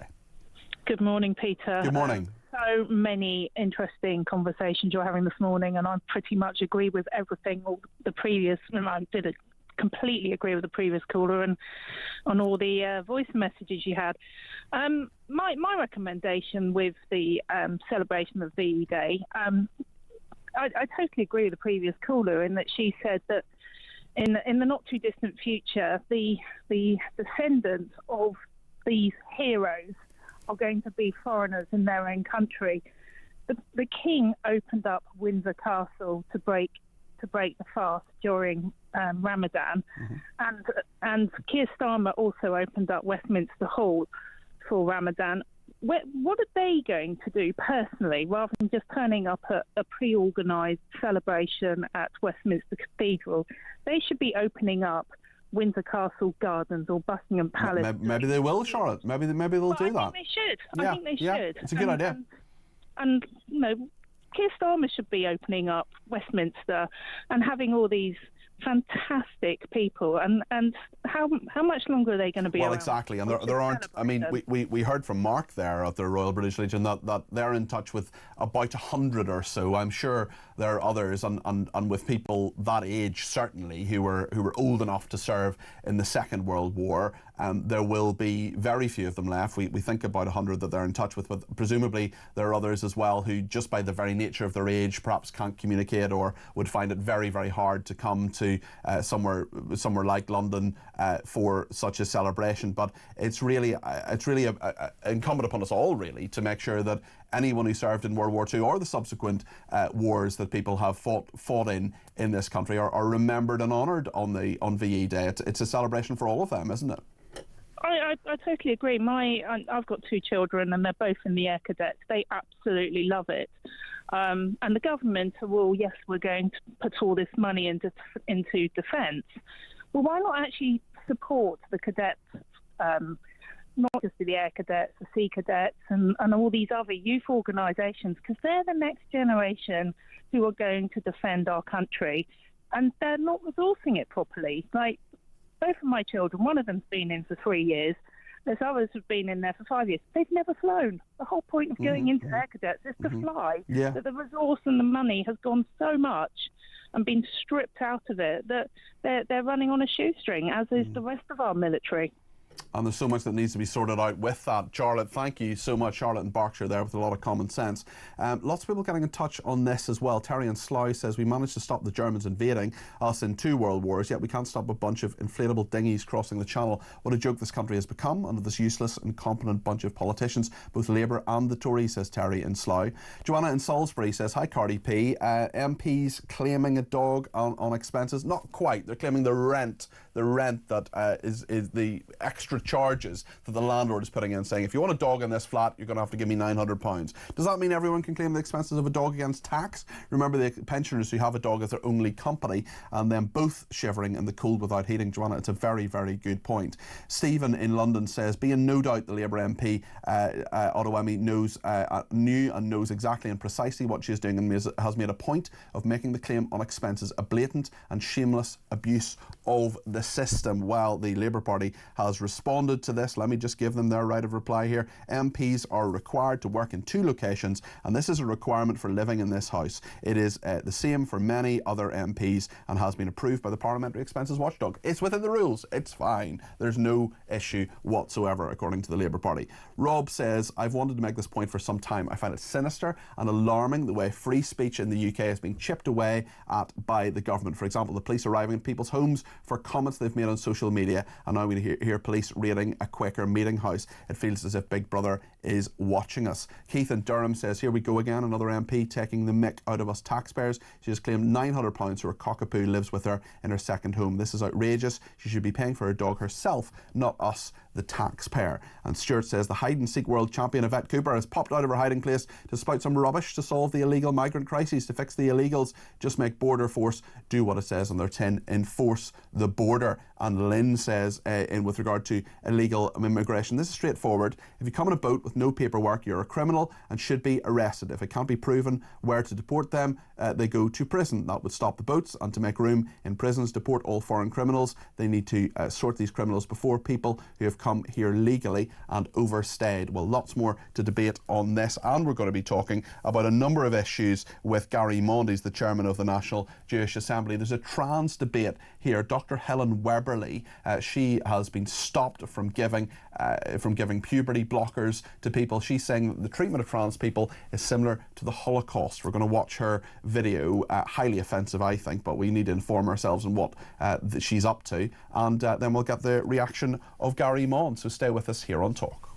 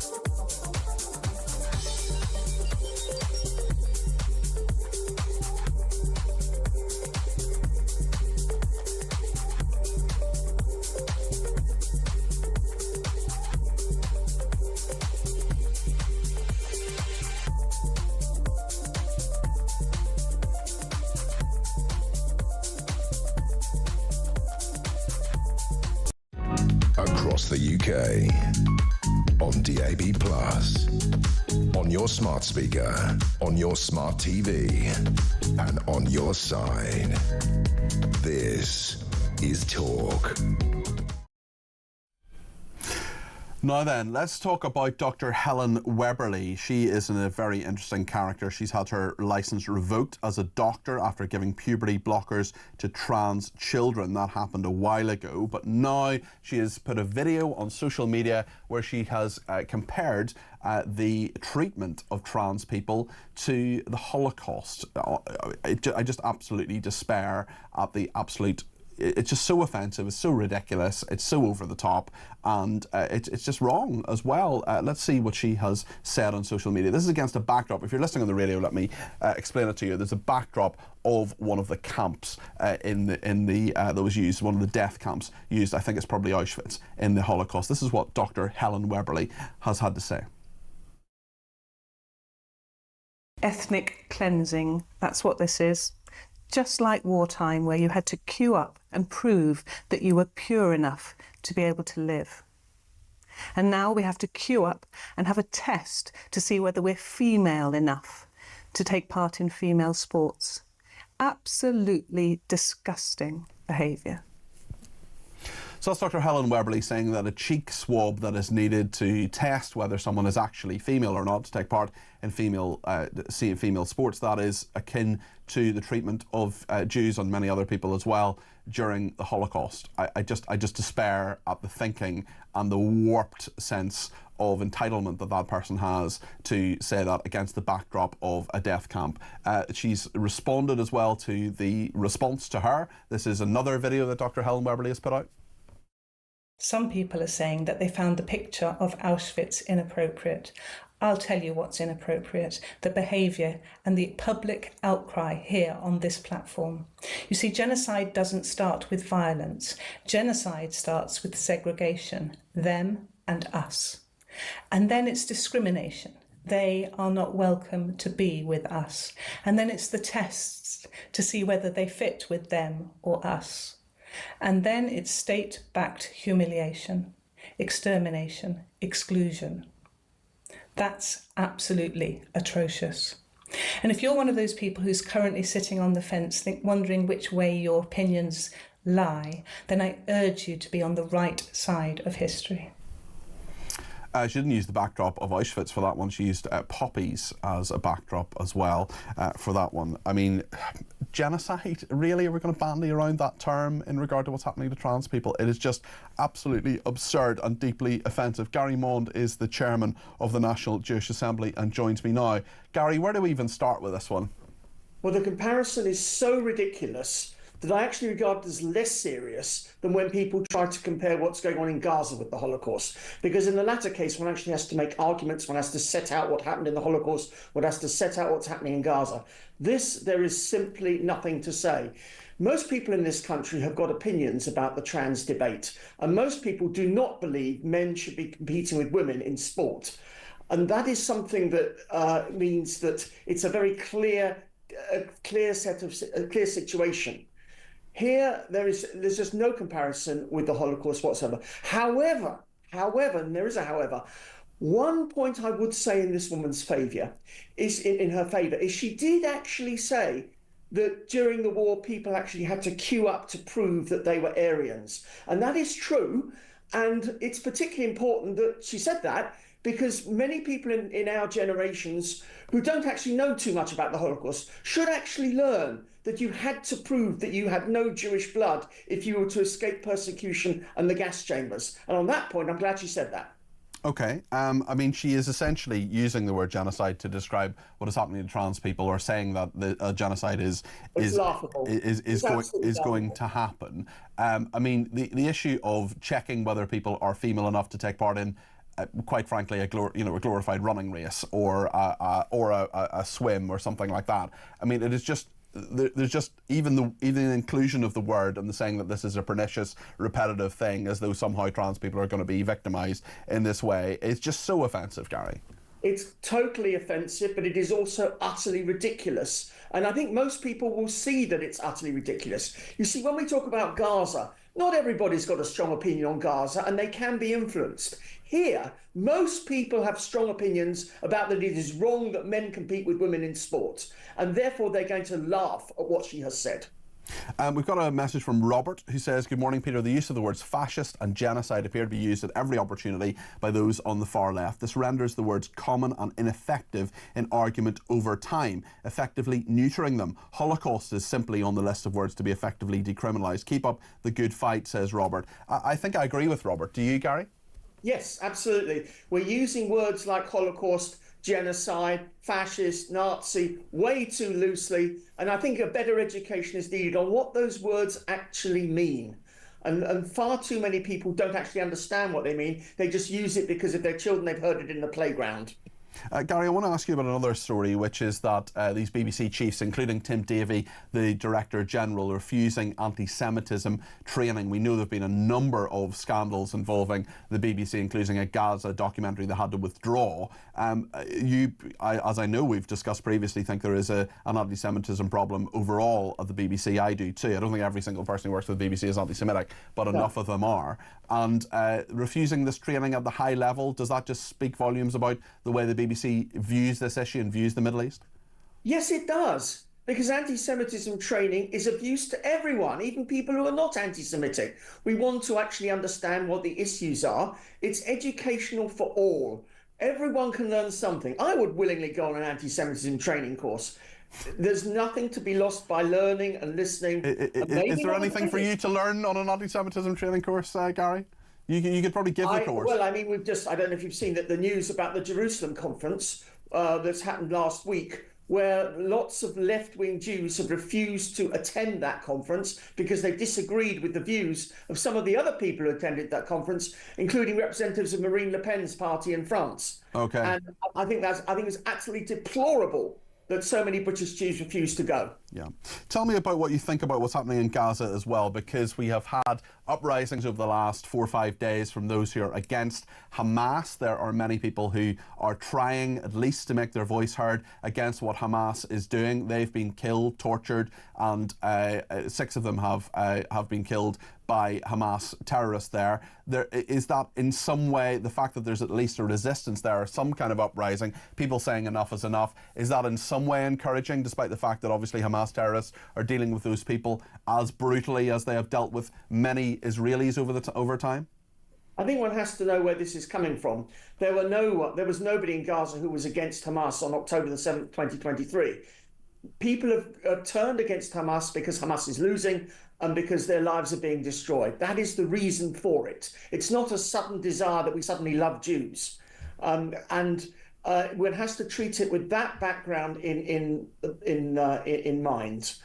I think that we have to be looking much more at what is going to be the long-term solution. The long-term solution, there are only 2 long-term solutions as far as I can see. One is re-education and de-radicalisation of the population of Gaza, as happened in the Marshall Plan after the Second World War. And the other is something along the lines of what Donald Trump and his colleagues are suggesting, that we look to relocate the population. Otherwise, we will never, ever have a situation where there can be any solution which will ensure that the events of October the 7th, 2023 are not repeated.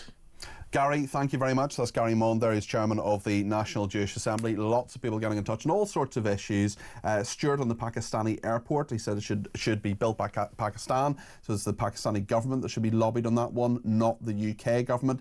Barry says, I revere the generations of both world wars and think about them daily, including your great uncle, says Barry, referencing my great uncle, my grandfather's brother who died in the Second World War, Charlie McLaren. Thank you, Barry. That's very kind of you to remember that. The veterans who I believe are largely forgotten and who get a raw deal are those who served in Operation Banner, says Barry, referring to the campaign in Northern Ireland. And yeah, there are lots of controversies about that, including the various prosecutions and so on, one of them going on at the moment.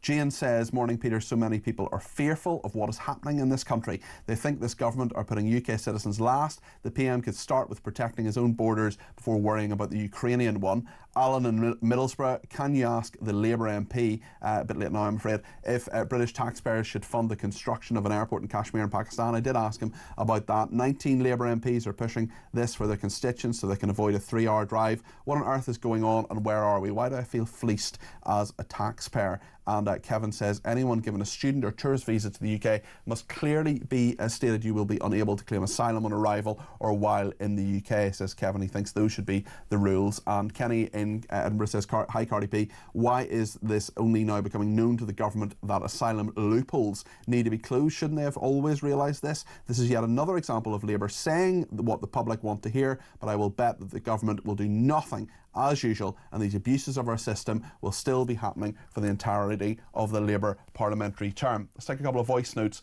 on veterans. Alan has been in touch and sent me a voice note. You can do this too, 0344 499 1000. That's the number for calls. And if you want to send me a WhatsApp voice note, let's hear what Alan has to say. I'm ex-army 10 years, mate. I'm absolutely disgusted with the decline of moral and values in this country. These self-serving parasites in Westminster telling us one thing, lying to your face and doing something else with not a care in the world.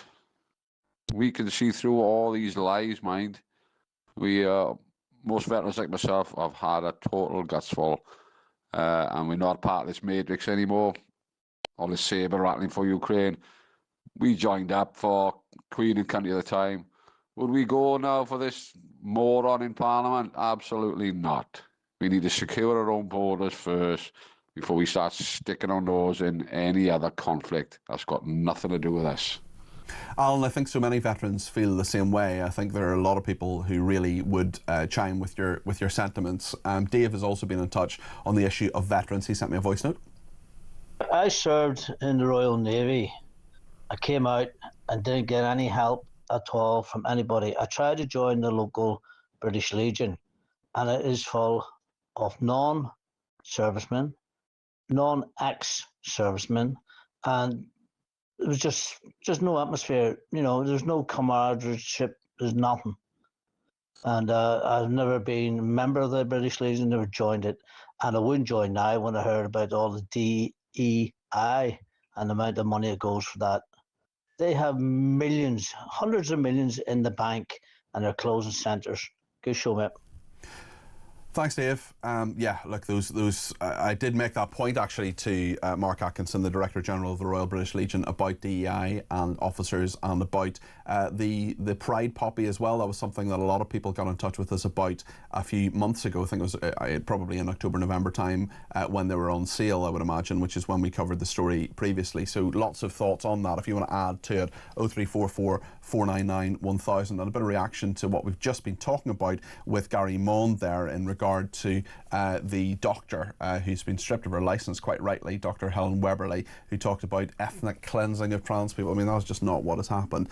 Stuart says, what a truly disgusting sight it was of a biological man beating the living daylights out of a young woman in a boxing ring at the Olympics. And Luke says, how dangerously delusional is this doctor comparing trans ideology to one of the greatest crimes in history? Is very disturbing. I totally agree with that. Another story that a lot of people want to comment on this morning is about the £900 that a Labour MP, a whip actually, so whips are in charge of discipline, of getting people to vote in a certain way, and this Labour MP has charged you, the taxpayer, £900 to have her dog at her home in London. She has to have two homes, as MPs do, and I think it's fine that we give them something towards their accommodation. Most people, as Jonathan Brash said earlier on, the Labour MP couldn't afford to be an MP if he didn't have a hotel. I don't know what his arrangements are, but I know a lot of them have hotel bills covered, for example, in not particularly salubrious hotels, it must be said, to come to London, although many people, of course, would say,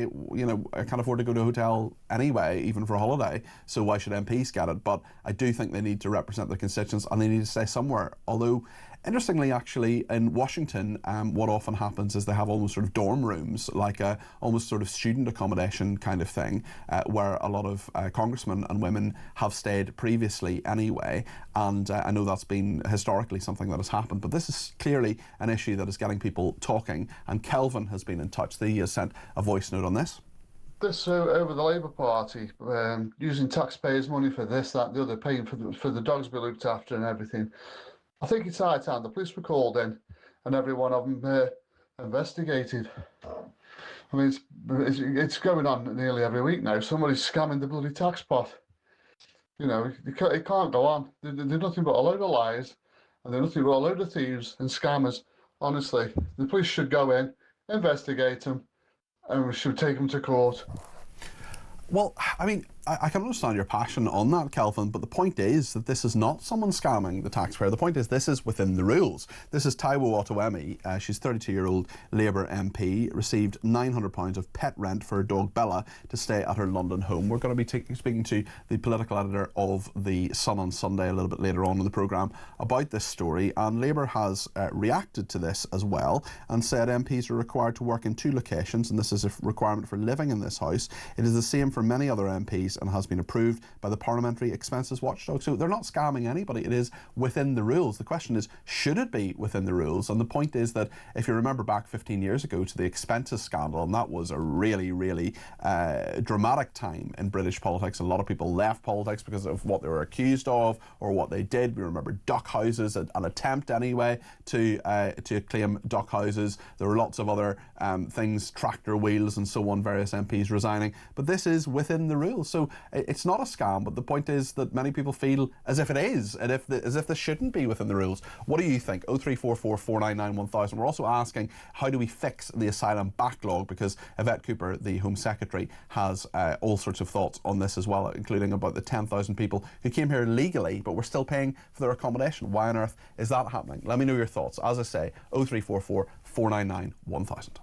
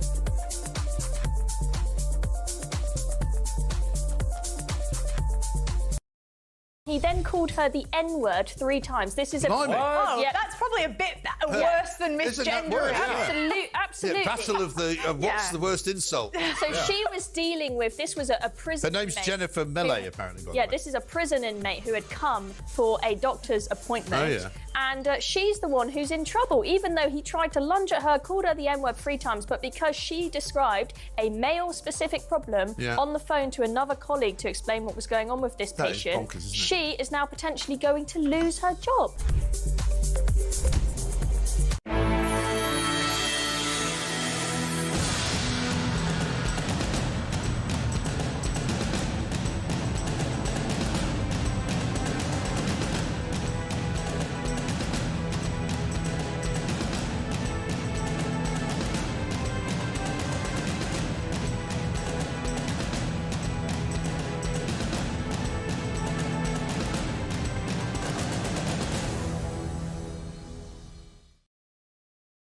Across the UK, on DAB+, on your smart speaker, on your smart TV, and on your side. This is Talk. Well, a lot of reaction to the story we did on the programme yesterday. We've talked about it again today, about Maxie Allen and Rosalind Levine. They are 2 people who have been, they were arrested for criticising a school. There was no evidence that they had broken the law, and the police have dropped the case, but it was a very intimidating and very scary thing for them and their family. We now have further revelations in the Sunday Times today about a local councillor who says that she was warned about this as well, and the local police and crime commissioner says it should never have happened. Just on the councillor, she was warned by the police about helping the parents who complained about the school. Michelle Vince, she's on Hertfordshire County Council, had taken the step of installing a home security doorbell, fearing her property will be raided after sending emails on behalf of Maxie Allen and Rosalind Levine, who raised concerns of the recruitment process for a new head teacher at Cowley Hill Primary School. Well, we spoke to Maxie and Rosalind yesterday. Let's just remind ourselves of what they said. One of the letters I wrote to governors I posted in the parents' WhatsApp group, which was a private WhatsApp group with about 12 to 15 members, which Rosalind created. No one from the staff was on the group. We thought it was a safe space to chat about stuff. So we chunted about it. And we also chunted on the WhatsApp group about a letter the school has sent out commanding parents not to speak negatively about the school on WhatsApp or what right do they have to do that? The school sent a letter out to say to parents, don't criticise us. Well, interestingly, when I first set up the WhatsApp group, somebody at the school had tried to prevent me from doing it and told me that they don't want parent WhatsApp groups and I shouldn't set one up. And there was also a Facebook group for parents with children at Cowley Hill, and I was told that group had to come down, that it should be closed. When we look back through, for the purposes of telling our story, the most spicy things we can find is that Rosalind referred to one school leader as a control freak, and of another school leader that they didn't really know what they were doing. Those are the spiciest things that we can find. Anyway, the school somehow got hold of these WhatsApps, didn't like them one little bit, and banned us from the school. They banned us from the school premises. And this was a school at the time that your daughter was attending, so you actually couldn't go into the school. And tell us a little bit about that as well, because you were communicating with the school about your daughter's additional needs. She has epilepsy. Yeah, so what the ban meant was we couldn't go onto the premises. So being a primary school, pick up and drop off were in the playground. So every other parent took their child into the school up to the door. We couldn't do that. We had to stand outside the gates every day. And every day a teacher was assigned to frog march Sasha back and forth from the gates. We couldn't go to parents' evening. We couldn't take Sasha to the Christmas fair. We couldn't see her off on the coach for the residential trip. We couldn't go to assemblies. We couldn't have a meeting about her epilepsy. She, as you mentioned, she has a disability. She's neurodiverse. Epilepsy is a potentially fatal condition. We wanted to meet her new teacher and brief that teacher on what to do, what to look out for. None of that was allowed. We were put on limited communication, so that meant we were not allowed to phone. We were not allowed to go in and talk to the teachers. We were told that any questions we have or any issues, we have to email this dedicated email address. We were not allowed to communicate in any other way. Well, Alex Burghardt, who is a senior shadow cabinet minister, responded to this story this morning. I spoke to him a little bit earlier in the programme. I completely understand completely sympathise with your viewers' concerns. I mean, your listeners' concerns. And the truth is that my voters in Brentwood and Ongar in Essex, they want the police to be spending their precious time and resources on going after burglaries, knife crime, street violence, things like that. Certainly not arresting parents who criticise their school on WhatsApp. I mean, I do think that the police really needs to take stock of what they've been doing, because this is very damaging for public confidence in policing in the UK.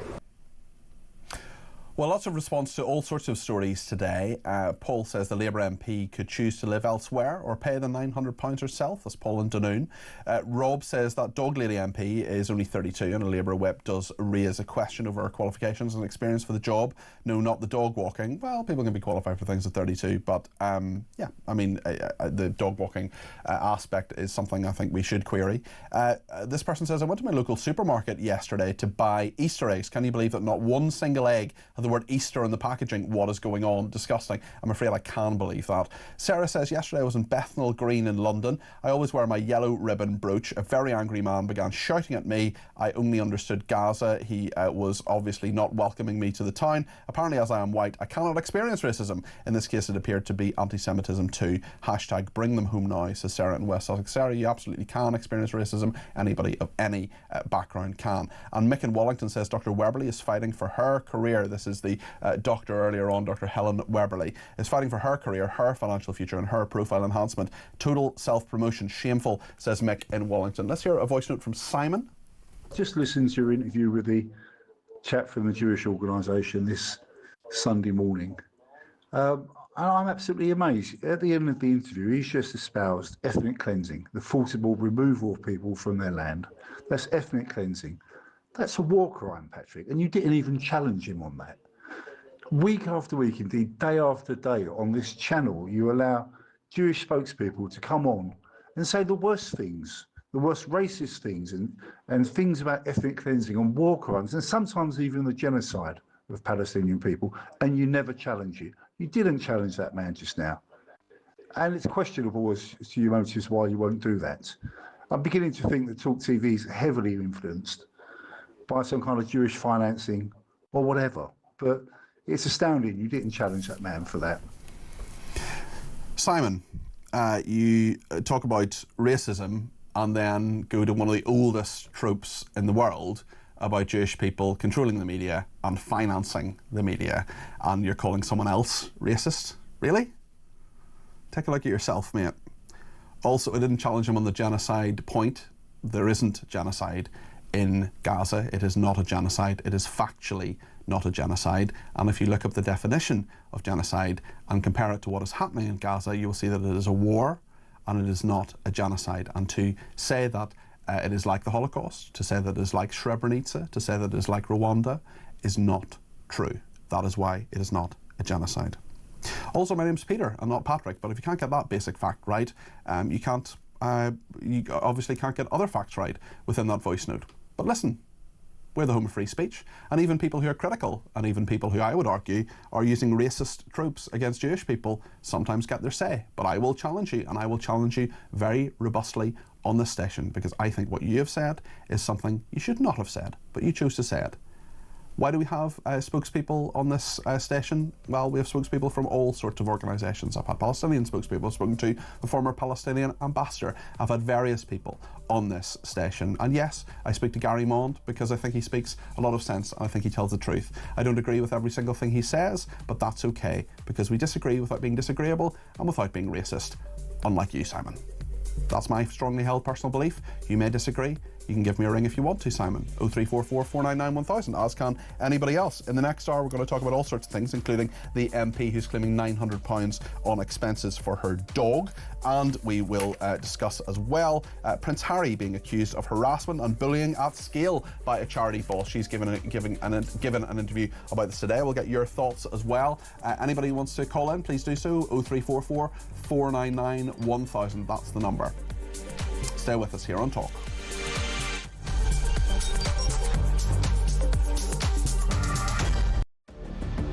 I can announce this government will begin the biggest sustained increase in defence spending since the end of the Cold War. We will deliver our commitment to spend 2.5% of GDP on defence, but we will bring it forward so that we reach that level in 2027. The answer from European capitals has been as resounding as it is clear. We are in an era of rearmament to respond to the short-term urgency to act and to support Ukraine, but also to address the long-term need to take on more responsibility for our own European security. On Saturday, we also agreed a new £2.2 billion loan for Ukraine, backed not by the British taxpayer, but by the profits from frozen Russian assets.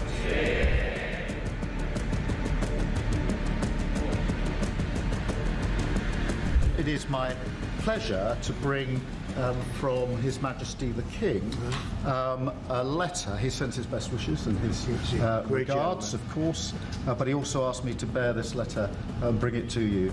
So can I present the letter from the King to you? Thank you very much. Am I supposed to read it right now? Yeah, please do. I will do. I've got to tell him what your reaction is, so I need to know. I need to know. He is a great gentleman. A great, great gentleman. He said he thinks the war's going to go on for a long time, and he better not be right.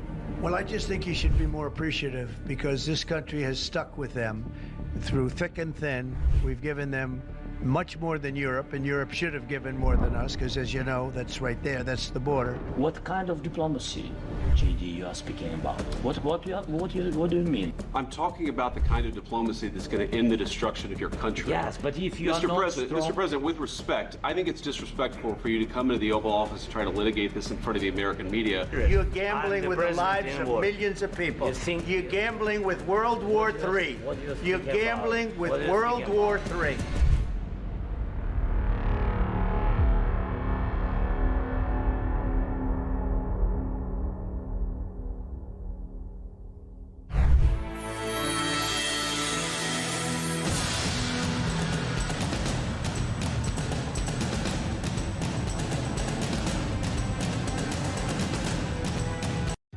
Across the UK, on DAB+, on your smart speaker, on your smart TV, and on your side. This is Talk.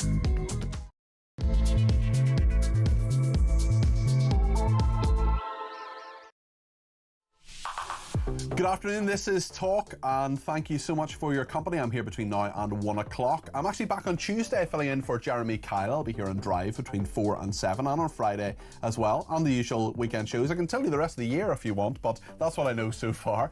Thank you so much for your company. There's loads to talk about. Yvette Cooper saying that 10,000 people who came in on visas now in asylum hotels, or this dispersal accommodation, the 3.1 billion migrant hotel bill we're talking about that this morning. We're asking, how do we fix the asylum backlog? Let me know your thoughts on that. 0344 499 1000. Prince Harry's in the soup. He's been accused of harassment and bullying at scale by a charity boss. She has lost the confidence of him. He has resigned from a charity he set up in 2006. She's given an interview. We'll have a look at that in a second and talk to Caroline Aston, who's a royal commentator. We'll also hear from the reporter on The Sun on Sunday who broke the story about the Labour MP who is charging you, the taxpayer, £900 to keep her dog at her London home. Yes, really, this is where we are in our society. We're talking about all sorts of things. I'm getting criticism on the Gaza war as well. We'll talk about that in a second. 0344 499 1000. Lots to discuss. Make sure you pick up the phone,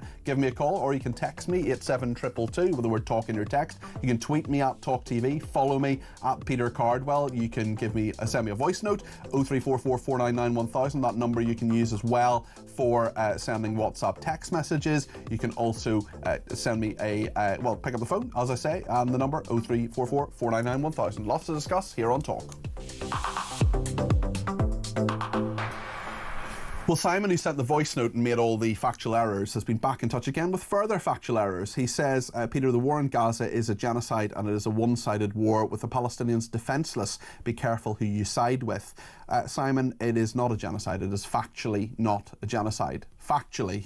There's no other way of saying it. There is what a genocide is a fact. Things like the Holocaust, things like Srebrenica, things like Rwanda, those are accepted in law as a genocide. What is happening in Gaza isn't. One of the things that means that indicates a genocide is if a quarter of a population have been killed, murdered in a genocide. The population of Gaza has increased since the start of the war. That is just one of the many reasons why it is not a genocide. And you've sent me, let me see how many words are in this, 3, 4, 6, 7, 8, 9, 10, 11, 12, 13, 14, 15, 16, 17, 18, 19, 20, 21, 22, 23, 24, 25, 25 words in this message, and you've made a number of errors here. The war in Gaza is a genocide, incorrect. It is a one-sided war. It's absolutely not a one-sided war. I educate yourself about what Hamas are doing. Hamas are a terrorist organisation. Educate yourself about what happened on the 7th of October. The Palestinians are defenceless. They're not defenceless by any stretch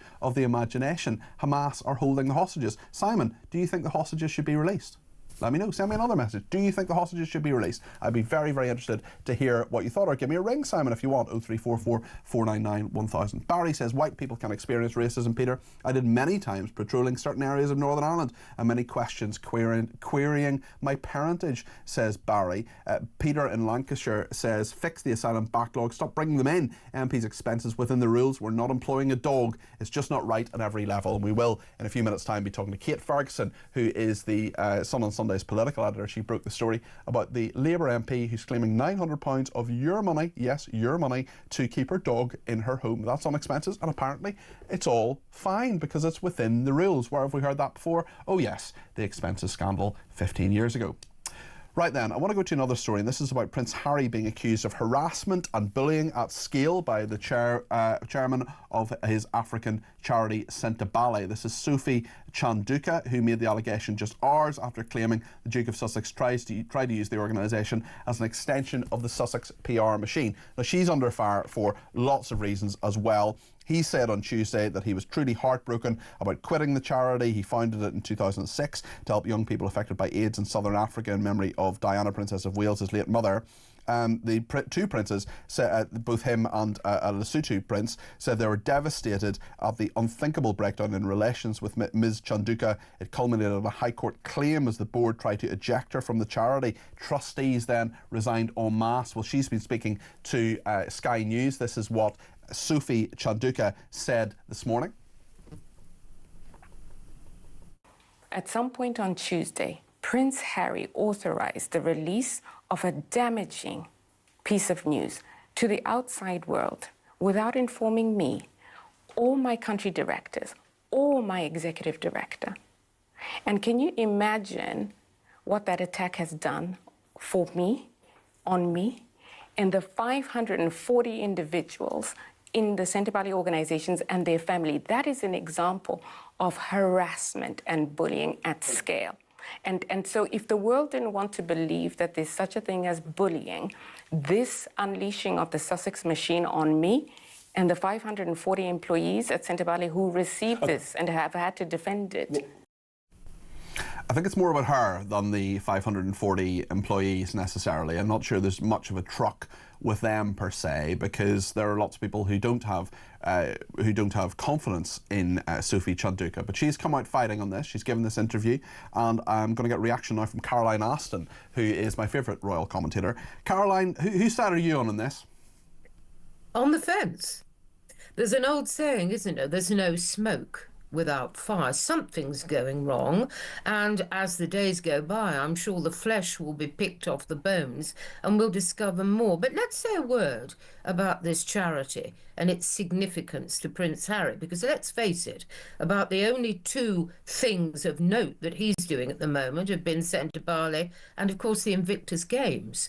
Take out Sentebale and you're left with a pretty empty quiver of commitment and work for him, while it would appear his his wife's portfolio seems to grow and her public image by the day. But Centre Barley meant so much to Harry. The name, Forget-Me-Not, his mother's favourite flower. He was picking up the baton that she had carried on behalf of young people with HIV and AIDS. It was a big thing for him. And now it's gone, and counter-accusation and accusation are rife. But how ironic, Patrick, how very ironic that Dr. Chandoka is using words harassment, bullying, this kind of thing, the very words used by Brand Sussex in their interviews when they did their freedom flight to America. The biter is being bit. Is it karma? We'll wait to see what happens in the days ahead. But a big disruption here, and I'm sure will hit Prince Harry hard to step away from this, since it was such a very, very personal charity for him. I think I'm on the fence as well within this, Caroline, and it seems that this leader, Sophie Chanduka, has done a few things that she perhaps shouldn't have done as well. I mean, she would deny that, of course, but if you look at some of what she is accused of, she spent $500,000 on consultants in an effort to reach a new tranche of US-based sponsors, and it is a falling out with one of the main sponsors on the annual polo tournament. It is alleged to have placed the charity in a very, very vulnerable position. The company as well, the Black British Business Award she co-founded, which led to her being made an MBE in 2021, is also struggling. She resigned as a director in June last year. The company is in deficit to the tune of £387,000, of which £197,000 is owed to HMRC. So this is clearly someone who has had problems with a number of different organisations that she has led. But as you say, the allegations, the word bullying as well, is not a new one in regard to Meghan, for example, the Duchess of Sussex, or Harry, particularly Meghan. They do seem to have a very high turnover of staff, and this is another part of their empire and the things that they're involved with, which has gone wrong. I totally agree with you. And of course, it was very interesting in the interview that you've just played that the lady makes reference to the fact that she felt harassed by the fact that Harry had broken this story himself. There'd been no kind of collaboration, conversation about the way forward. Doesn't that rather remind you of what happened round about the time of Mexit, when the Sussexes went public with the fact that they were stepping away from work as senior royals before the details of that had been properly threshed out with Her Majesty the Queen, who I think was fairly insulted. She felt dissed by that, and it seems to be the same kind of comment. And you're right about the large number of hugely professional, successful PR people who've come and gone through the revolving door of Camp Montecito. There's something about the way Harry and Meghan, we're talking about Harry alone at this moment, seem to deal with the people they employ. And my thoughts on this are, well, if you're going to employ advisors at huge cost, surely you should listen to their advice. So often it would appear that the advice is given and ignored if it runs contrary to what the Sussexes want to do. In other words, if you're a PR exec, you're really there to rubber stamp decisions that have already been made. And of course, Harry, his early life was very well curated by the PR people at the palace. They gave us this image, didn't they, of the charming prince who was Oscar at large, who fell out of pubs and who played billiards without benefit of boxer shorts. He was a lad. He was much loved. Now he's away from that now, so he's making his own path. And I have to say, I think he's made quite a mess of certain parts of it and seems, well, rudderless. If this is a great ship called Sussex, it's sprung quite a few leaks just lately. Caroline, thank you. Caroline Aston there, royal commentator. Thank you for joining me this afternoon. And Stuart says, Peter, have you any idea what bullying at scale means? Because I can make no sense of it whatsoever. Yeah, Stuart, I don't know what that means. I think it means a lot of bullying, or at a large scale. I don't know. Another one that politicians use all the time is at pace. We are doing this at pace. I think that means quickly, but we're doing this at pace. I mean, at a slow pace, at a fast pace. It's just at a pace. There's just all this absolute nonsense language that is around these days. I'm sure many people have come across it in the workplace. I try not to use it, to use any of those nonsense programs. I try to speak plain English on this program, don't always succeed. Betty says that Meghan is a prat, but this one smells, says Betty. And one person says Simon, who sent the voice note earlier on, alleging that rich Jews were behind talkTV. I don't think that's the case necessarily, and even if they were, would that be a problem? Because I don't think it would. Simon says, like many who support Palestine, he doesn't have a clue and is just a sheep. Let's talk to Georgina, not about sheep, but about dogs. Georgina is in London, and this is the story on the front page of The Sun on Sunday. MP's dog on expenses, pet rent, furious senior Labour MP helping to impose £5 billion of benefits cuts is using taxpayers' cash so she can live with her cockapoo. £900 of your money, Georgina. I expect you're going to say you're delighted to pay that, and you'll happily pay twice as much for this dog to stay in this house. Well, I'm actually disgusted, to be honest with you, Peter. Good afternoon, Peter. Good afternoon. Honestly, I'm disgusted too. My manners there. I mean, Westminster has turned into a den of iniquity, and the Labour Party have no moral compass. Bella is a very fortunate dog, more fortunate than most elderly and disabled people I know, let me put that.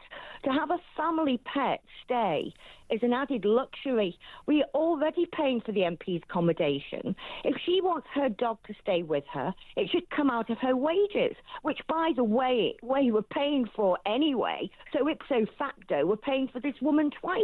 This should not come out of the public purse. It shows just how low our disabled and elderly come on the Labour left priority list when an MP can claim £900? It is £900. I mean, it's not just the Labour left. We had for such a long time. There were many people on the right as well who were absolutely taking the mick on the expenses system. We remember that scandal 15 years ago. But you would think if you're making, I mean, if you are, there are rules, and the Labour Party says this is within the rules, and that IPSA, which is the Independent Parliamentary Standards Association, I think, authority, that says this is okay. If they say it's okay, then it's okay. I mean, that's their point, isn't it, Georgina? But it's how this looks and how this feels. Well, it's not. Listen, it is not. This is not okay, Peter. People cannot afford to live. Our elderly, disabled, and many parents who've got young children are being cut to the quick financially. They're living on less than money that, you know, they can't even afford. There'll be many people who live on, after they've paid their bills and paid their rent and or paid their mortgage or whatever it is, the money left over for many people in this country will be a lot less than £900 a month. There'll be people who'll be living on less than £900 a month. Yet this is what this person, this MP, who has encouraged others to implement benefit cuts, who is being paid, we know, because we know the salary of an MP, £91,000 a year. That is what she is paid. And she has made a decision not to pay that £900 for an optional thing. Presumably she doesn't have to have the dog. She doesn't have to have it at that address. She could have it at her address in her constituency. But she has chosen to put that down as an expense. Now, that may well be within the rules, but that is nonetheless a choice for that person to do that. Well, they make the rules according to what they want. Well, they said so. Well, it is an independent body, in fairness, but it has got through those rules. Yeah, well, a lot of things are slipping from the rules. You know, they didn't stop when it came to giving them the 2.8% pay rise. Let's just get that right. Let's nail the hats on that first of all. You know, where it's one rule for us and another rule for them. Peter, this is wrong. That would pay for 6 old age pensioners' heating allowance, for goodness sake, per month. You know, this can't go on. But every time you pick the paper up now, it's worse and worse. And they're now claiming for the dogs. Are they claiming for the fish? Are they claiming for the cats? Are they claiming for any other, you know, llamas in the garden? You just don't know what these people are claiming for.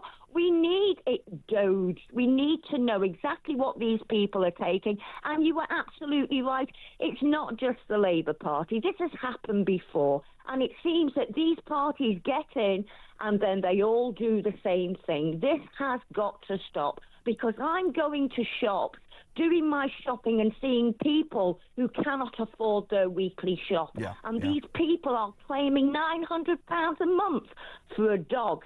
Are you being serious? This can't go on.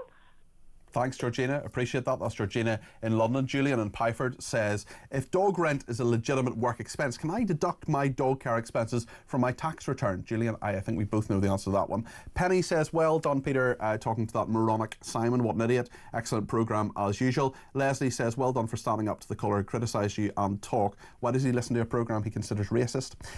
Simon has been back in touch and says, the Jews killed in the Nazi death camps were defenceless. So were all of the women and children killed mercilessly in Gaza. I'll downgrade my comment to mass murder, just to make it more palatable for you.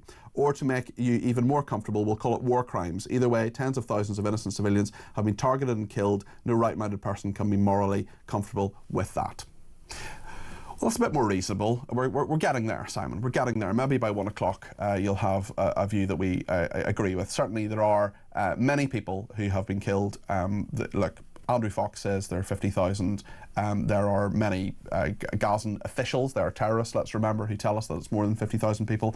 I don't know how many of them are Hamas terrorists, because they won't tell us. They won't tell us, they won't break it down and tell us what that has happened. I mean, according to the Office of the United Nations High Commissioner for Human Rights, that verified a total of 41,783 civilian casualties during Russia's invasion of Ukraine, as per the end of January. That was the death toll. Does that make that a genocide, for example? Do you care, Simon? Have you been out in the streets? And I'd ask many other people who've been on the pro-Palestinian marches, for example. Do you care what's happening in Yemen, for example? Do you care what's happening in Saudi Arabia? Are you worried about Muslims around the world who are being attacked? Because I see lots of people worrying about what Israel is doing, and not a lot of people worrying about what other nations and organisations are doing. So there's a lot to discuss on this, and I'm happy to do so. Sue says, in what way is Gaza not genocide? Israel wants to eradicate Arabs from the area by either killing them, starving them, or causing them to flee. Sue, not true. It is not a genocide. A genocide has a legal definition. A genocide is what happened in the Holocaust, in Srebrenica, in Rwanda. I've made this point earlier. It is not a genocide simply because people say it's a genocide. Israel does not want to eradicate Arabs from the area. Israel has made numerous attempts for a two-state solution. It gave over control of Gaza to what you would call Arabs. What the elected government was Hamas in 2005. They haven't been in Gaza since 2005 until recently. They're killing them, starving them, or causing them to flee. Well, they're killing some people. Yes, they're absolutely doing that because there is a war on. Why is there a war on? Because of the 7th of October attacks. The war could end very, very quickly, very, very swiftly, and in fact the war could end today if the hostages were given back and some sort of negotiations happened. Why has that not happened? And Sue, what I don't see in your message is any suggestion that the hostages be given back to Israel. People who are like women and children, some of them soldiers, some of them men, some of them people who, all of them people who have done absolutely nothing wrong. Where's that in your message, Sue? I don't see that. I'll be interested to hear from you on that. I'll be interested to hear Simon from that. I'll be interested to hear from whoever wants to talk to me on it. 0344 499 1000. We're here until 1. We'll take your call if we can. In a moment, we're going to talk to Philip Kisley. He's a senior fellow at the New Culture Forum. He has lots to say on a lot of the issues we're talking about today. Stay with us here on Talk.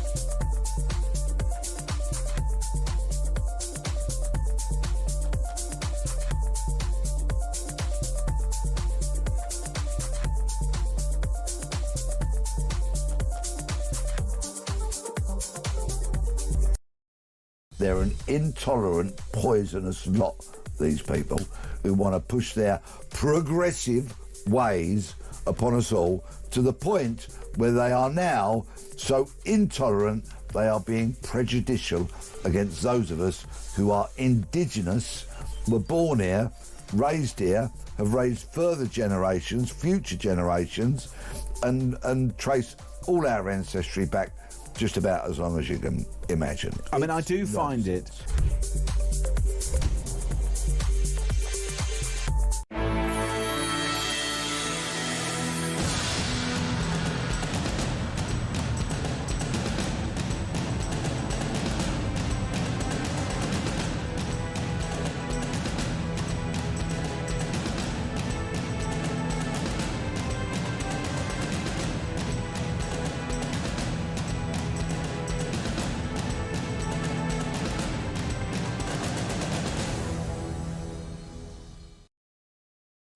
Across the UK, on DAB+, on your smart speaker, on your smart TV, and on your side. This is Talk. Thanks everybody who has been in touch. Just had a look at a few tweets there just during the break, and Luke says, good morning Peter, lovely to listen to your show, thank you. To add to the point made a few moments ago, yes, we stopped the Germans twice, we now have a load of immigrants. I would have preferred the Germans. Phil says the Royal British Legion has lost its way. People of all creeds, religions and races have fought and died or been injured in defence of this country. No need for diversity. Rumpole of the Bailey, perhaps not his real name, says, my father was a World War II naval veteran and my mother raised money every year for the poppy appeal, but the Royal British Legion will get no money from me to make pride poppies. It's disgraceful. Simon says, I don't remember a rainbow flag uniform featuring anywhere in our armed services. The red poppy unifies all the services and the significance of it. It should not be diluted. Angela says it's almost impossible to go and live in Australia. We were talking about that a bit earlier with Claire Muldoon and saying, you know, some people say, oh, well, asylum seekers have their family here, they should be allowed to come here. Well, what if you have family in other countries? Should you be allowed to do so? I just made the point I have some family in Australia. Doesn't necessarily mean I should be allowed to go and live there. Angela says it's almost impossible to go and live in Australia, whereas the UK, we are the dustbin of humanity. This country is unrecognisable from 5 years ago. It's now unsafe, dirty, and I have had enough. Pete's been in touch on the phrases at pace and at scale, two nonsense terms which became popular among politicians during the pandemic. It is just backside covering from them when their rapid response claims out to be a snail's pace, a small scale and snail's pace. Ian says, no matter what you or anyone with sense says, these lunatics that follow the Hamas propaganda will always tell lies about Israel and Jews. It is just pure hatred shown by the fact they were already doing demonstrations on the 8th of October accusing Israel of genocide. Well, Ian, actually, it was before then. It was the day before, the 7th of October 2023, that the Palestine Solidarity Committee made a request as the massacre was happening to the Metropolitan Police for a protest to happen the following week, because you've got to give 7 days notice, so it's even worse than what you've said. Adrian says your rebuff of the ridiculous claims made by Simon is greatly appreciated. You're right, he is wrong. There's no genocide in Gaza, there's only ones freely attempting genocide is Hamas. And Chris in Ottershaw says what these idiot apologists for Hamas forget or deliberately ignore is the fact that a third of the population of Israel are Arabs. Correct, Chris. And Stuart says, as usual, Simon is wrong, and the so-called innocents in Gaza were never targeted. As he stated, they were killed because Hamas used them as human shields. That is part of the argument, absolutely, Stuart. And Hamas want a high death toll. They want a high death toll for propaganda purposes. The big story politically a lot of people are talking about today is a pretty absurd one about an MP's dog being the rental cost for it, £900 being claimed on expenses. We're going to talk to the political editor of The Sun on Sunday next here on Talk.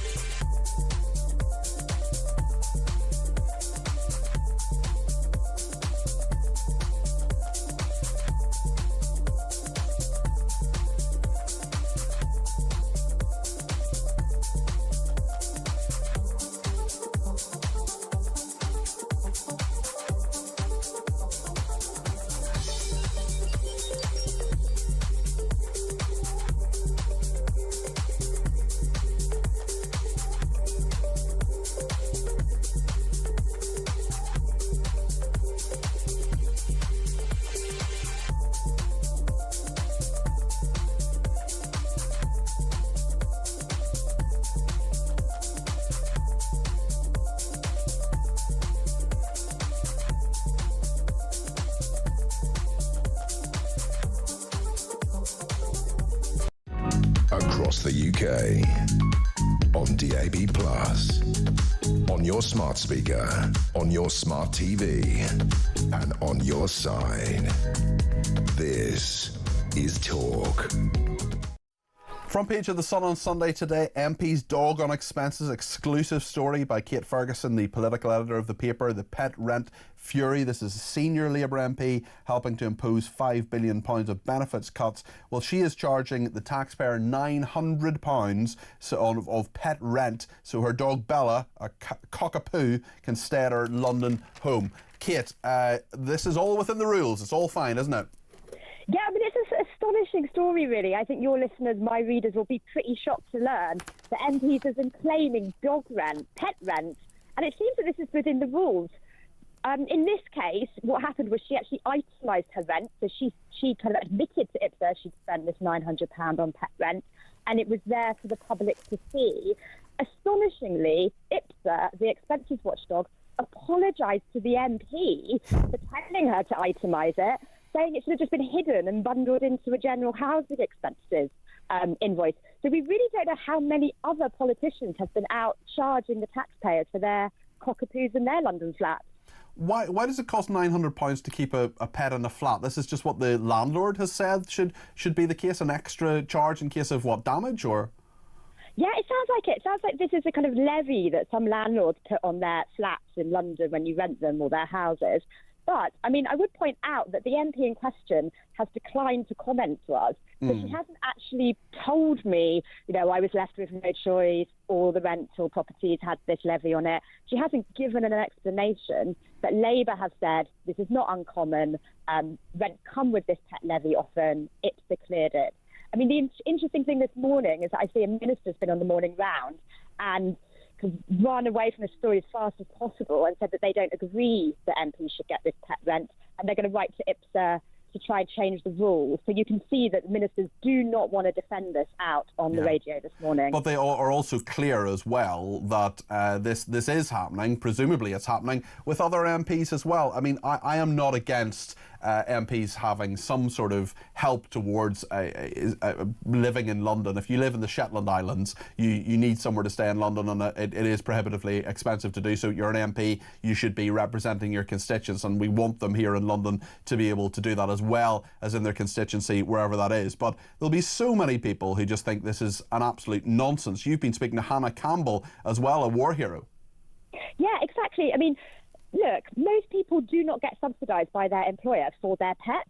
Of course, MPs need help with their living expenses in London because we expect them to have two homes. They've got to be here for their work.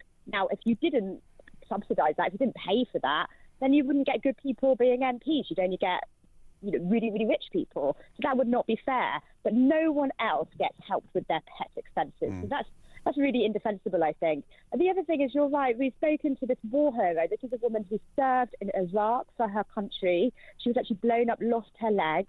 She's now a disability rights campaigner. Now, she's spoken out about those benefit cuts, those welfare cuts coming down the line. And I think it's just interesting to point out that this MP is a whip. She's going to be in charge, or one of the people in charge of forcing through these cuts and try to quell that rebellion in the Parliament. But here she is, milking the taxpayer for her pet expenses. So it's a kind of hypocrisy story too, really.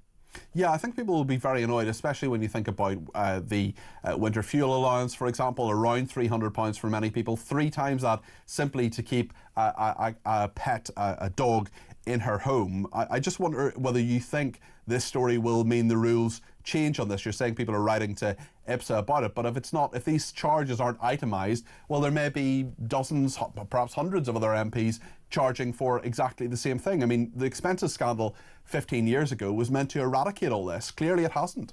Yeah, exactly. We have no idea how many other politicians have claimed for this. It could be loads. We don't know if they're claiming for every pet. Is it just dogs? Is it cats?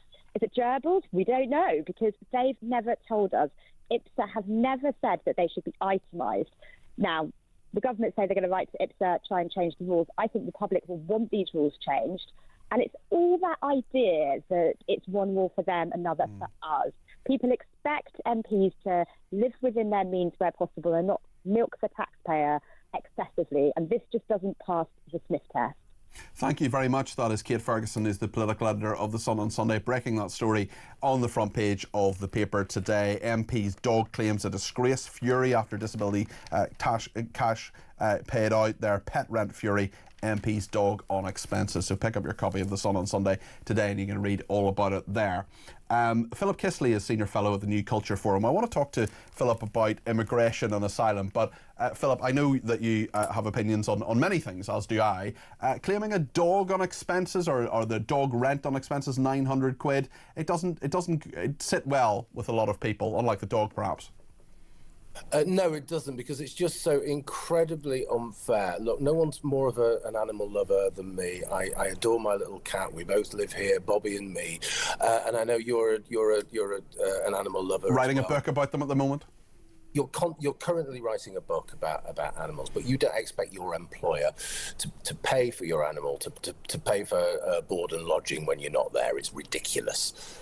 Yeah, absolutely. And a lot of people, a lot of our viewers and listeners, very annoyed about this as well. But let's talk about the story we actually asked you to come on today about. Susan in Sutton says, if asylum seekers have family in the UK, then they should accommodate them and feed them whilst their claim for asylum is being considered ahead of the taxpayers. I mean, we're getting a lot of different comments like that, including from Susan. And we have this idea anyway from Yvette Cooper that part of the reason or part of the way she's going to sort out asylum in this country is by sorting out the problem of 10,000 asylum seekers arriving legally in the UK after being granted work or student visas because they're living in taxpayer-funded hotels and dispersal accommodation. 3.1 billion migrant hotel bill, that was what was charged yesterday, and eligibility checks are going to be brought in. How on earth are they going to get a grip of this, or will they, Philip? Is it possible? I don't think it is. I think the plane's crashed into the mountain. I think we're in such a terrible mess that we need a fairly radical solution, and I think we really need to take control of the borders. It's a very simple thing to do. We just need to close the borders to illegal immigrants. We need to get a control of the small boats. It's the most simple stuff, and people keep saying they're going to do it. They're going to control the borders. I mean, we've just got they've got a £480 million deal with France at the moment, and I just know that's going to be one of a long line of things that isn't going to make any difference, mainly because the kind of language Yvette Cooper is using, she's talking about the system itself, and she's talking about inheriting chaos. No, as I said last week on your show, it's not just about the system, it's about the system of thought behind all of this stuff. This stuff didn't just happen yesterday, and it didn't just with the Tories. God knows they contributed to it over 15 years, but it didn't just happen then. It's this ethos, it's this mode of thought that says if you've in the past 15, 20, 30 years, if you said anything whatsoever about mass immigration, illegal immigrants, legal immigrants, you were just castigated, you were branded as racist. So we could never have that conversation. Now we're beginning to have that conversation, but we're still having it in the wrong terms. We're talking about political ineptitude. Yes, it is about political ineptitude, but it's about much more than that. It's about this idea that we have to be a home for the world. We have to invite everybody in. And now people are asking questions about that 20 years too late.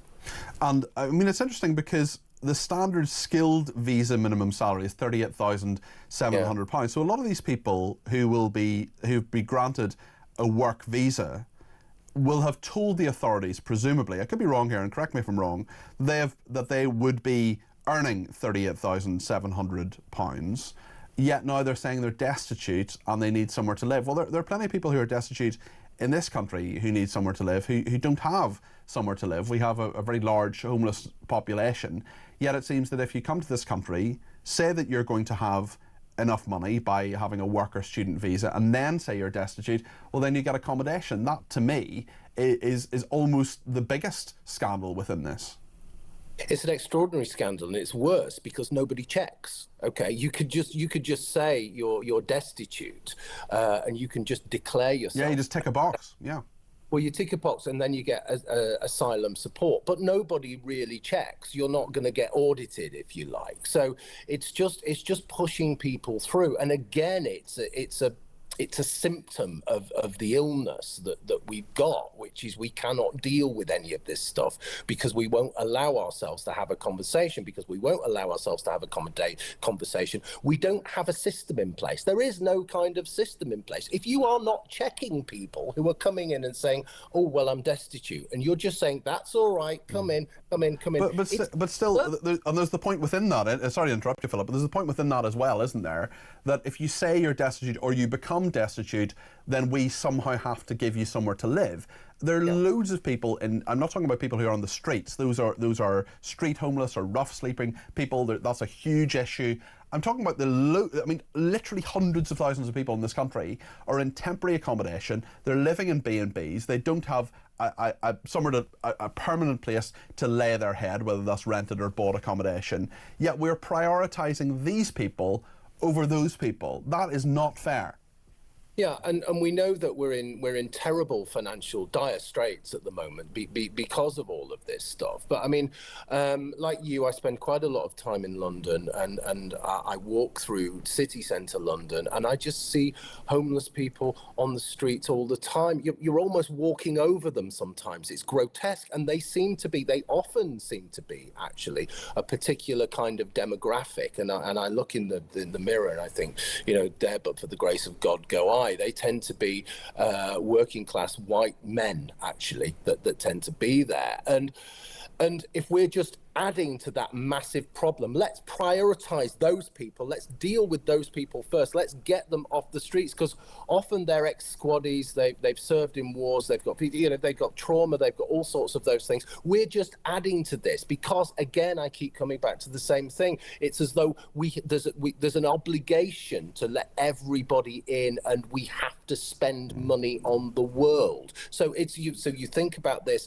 The Labour Party were just talking about developing a housing scheme, affordable housing. We know that illegal immigrants and legal immigrants who have no money, who declare themselves destitute, will just go first. There's a problem there that just isn't solved. I mean, I'm not aware of a scheme by which British-born people can declare themselves destitute, and then they may be. There is the Homelessness Reduction Act. Certainly, they will be accommodated for a short period of time, but they'll not be prioritised in the way that these people are. It doesn't feel right. Listen, thank you, Philip. Appreciate your contribution this morning. That's Philip, and your patience as well, Philip. We kept you waiting there for a minute or two. Philip Kisley there, Senior Fellow at the New Culture Forum. Well, thank you to him. Linda's been in touch and says, as a mother of 2 sons in the Army, I cancelled my direct debit to the Poppy Appeal. I now donate to the ABF, the Army Benevolent Fund, says Linda.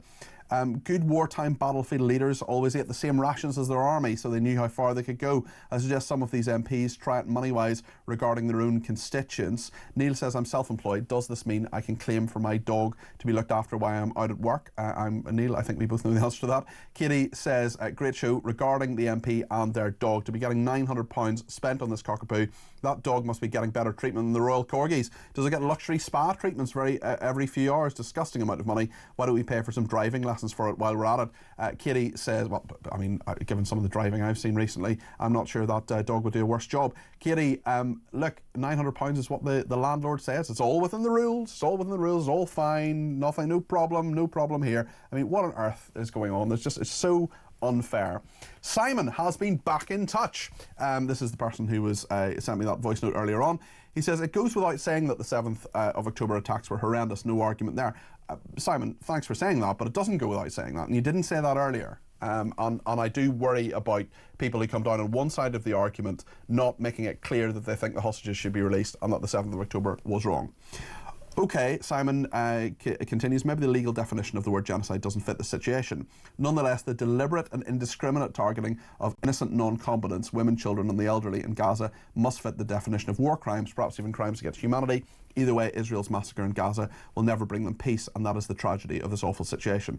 It's not deliberate. It's not deliberate because Israel wasn't doing it before the 7th of October. It's not indiscriminate either. These are highly targeted attacks. If they wanted to kill everybody in Gaza, believe me, Israel could do it. Israel is one of the biggest and most heavily armed nations in the world. If they wanted to ethnically cleanse Gaza, they could do it. If they wanted to kill everybody in Gaza, it would be possible for them to do it. They've decided not to do that. This is a war. It is a horrible thing. I don't want anybody in Gaza to die. I'll shed no tears for Hamas terrorists, but I don't want, like you, Simon, I don't want women, children, the elderly, I don't want innocent men to die. I don't want anybody who's innocent to die.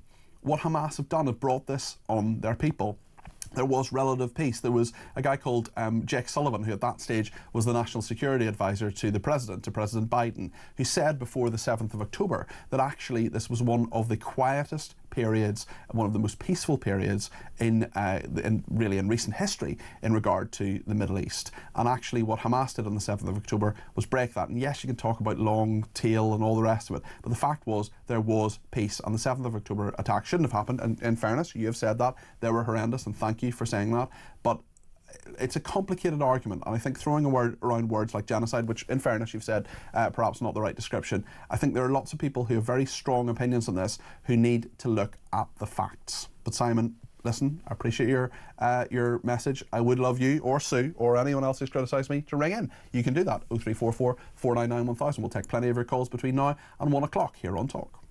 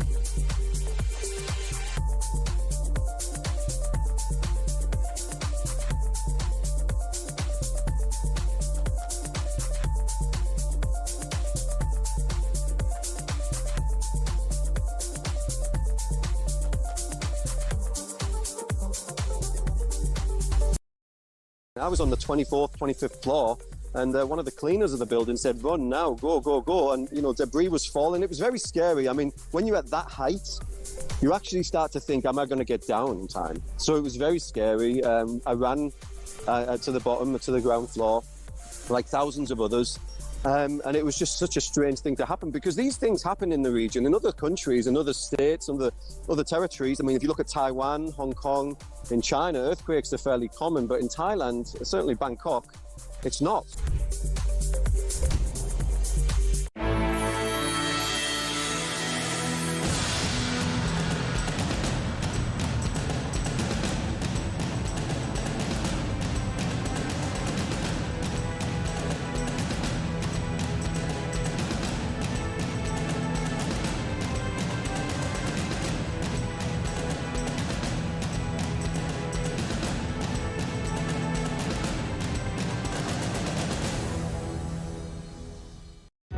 Across the UK, on DAB+, on your smart speaker, on your smart TV, and on your side. This is Talk. Mick has been in touch on the dog. Let's hear what he... This Labour government are more corrupt than the Mexican police. They do not know how to do anything legitimately. All they are interested in is giving away our country so that Keir Starmer and all his lackeys and all his donors can basically have top jobs within the EU after he undemocratically makes us rejoin. Well, thank you, Mick, for that. I appreciate that. Clearly, there's a high level of frustration. I don't think the Labour government is more corrupt than the Mexican police, but I can understand the strength of feeling that Mick has with that, and a lot of people very, very annoyed about it, particularly in regard to this £900 that a Labour MP is claiming to keep a dog in her home. Neil is in the West Midlands, has given me a ring about that. Neil, what do you think? Well, what I think, Peter, is that I work in London 3 out of 4 weeks on the trot, and I don't get the chance to take my beloved dog with me, and I just think that it's just outrageous. I mean, it's the old story, isn't it? One rule for them and another for all the rest of us, and I think she, as a minimum, ought to be giving that money back to the taxpayer. Yeah, it's very interesting, and certainly, do you have to fund the expenses yourself, or does your business fund your stay in London, or how does that work? I get my expenses recompensed by the company that I'm working for. Yeah, but that's part of the deal. That's part of the deal that your company has done. Yeah. I mean, if you tried to claim for a dog, if you said, right, I'm bringing my dog to this hotel or to where you're staying, they're saying it's £900. What would the company say to you, do you think, Neil? I think I'd be laughed out of the office in short shrift. Yeah. There's absolutely no way they'd be standing any sort of cost like that. It's business is business, and MPs should be just recompensed for the business costs, not luxuries like having your dog sitting on your lap of an evening. Neil, I think a lot of people will agree with you. I certainly do. It's a big controversy, and I think it's something that a lot of people feel very, very strongly about. We heard earlier on from many people who feel very strongly about this. Let's talk about VE Day. Jim is in London and has some thoughts on this. Jim, you're very welcome to the programme. We've got the 80th anniversary celebrations of VE Day coming up later this year. What's your thought on this? Well, I've called in, Peter, to mention my dad's cousin, Peter Kent. He's coming up for 100. He's one of the last surviving Royal Navy servicemen. He was involved in the Normandy landings, known as the D-Day landings. And he's soon to be 100, but he's unwell. We've got a big gathering of family. We're just hoping that he's well enough to attend. But during Peter's naval career, he was involved in protecting the supply ships, as a lot of people know. But he always says the unsung heroes was the men who never came back. Of course, yeah. And my own father, whose birthday is on May the 8th, which is VE Day. Yes, it is. Yeah. I can remember growing up in the 50s when my parents would always talk about VE Day. They never used it as a celebration. They always used it as a remembrance. And there would always be a bit of family around there because my dad was out in El Alamein in North Africa with Montgomery. He was not in the tank regiment, but he used to fix the tanks when they broke down. He knew a little bit about mechanics. And I asked him in later life, what made you so depressed when I was growing up? And he said, pulling out the dead bodies from the tanks after the battles and having to bury them. Goodness me. And that was excuse me. We forget what that generation went through, Jim. We'll never know the true horrors, will we? We absolutely do. And my grandparents, with my mother and my eldest sister, they lived in a flat in Covent Garden, and it got bombed, and my grandmother died. So you have to excuse me a second. You take your time, Jim. You take your time because tell me about Peter Kent. Tell me about what he's like now, how he's living now. What sort of state of health is he in? He's 99 years old, is that right? 99. Yeah, he's got all his faculties. He's great. He can get he's in a wheelchair now. Yeah. His two sons, Stephen and John, they're fantastic. They look after him. Peter's raised a lot of money over the years for charities. Years ago, he was on the music halls. And he was such a great guy. Can I have a chat to him, Jim? Do you think you could maybe organise us to have a chat with Peter?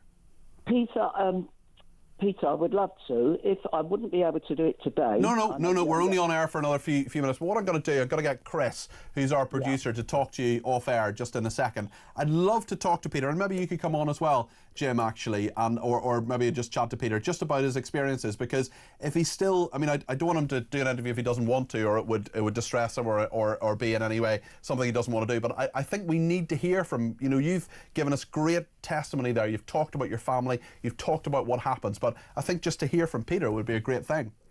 I will try my best. Top man. Well, like we all come from central London, Covent Garden, and there was my Uncle Tom who was in Dunkirk and he got rescued. My mother worked in an ammunition factory in Mornington Crescent, which was the Black Cat cigarette factory. So they were all involved. Yeah. I lost my grandmother. I never knew her, but we still light candles for her. And so I just want everybody to remember, moving forward, don't forget these days, absolutely. Day. They're so important. Jim, you make some really, really good points, and thank you for it. Chris is going to have a quick chat with you now, and just let's see if we can get this 99-year-old veteran on.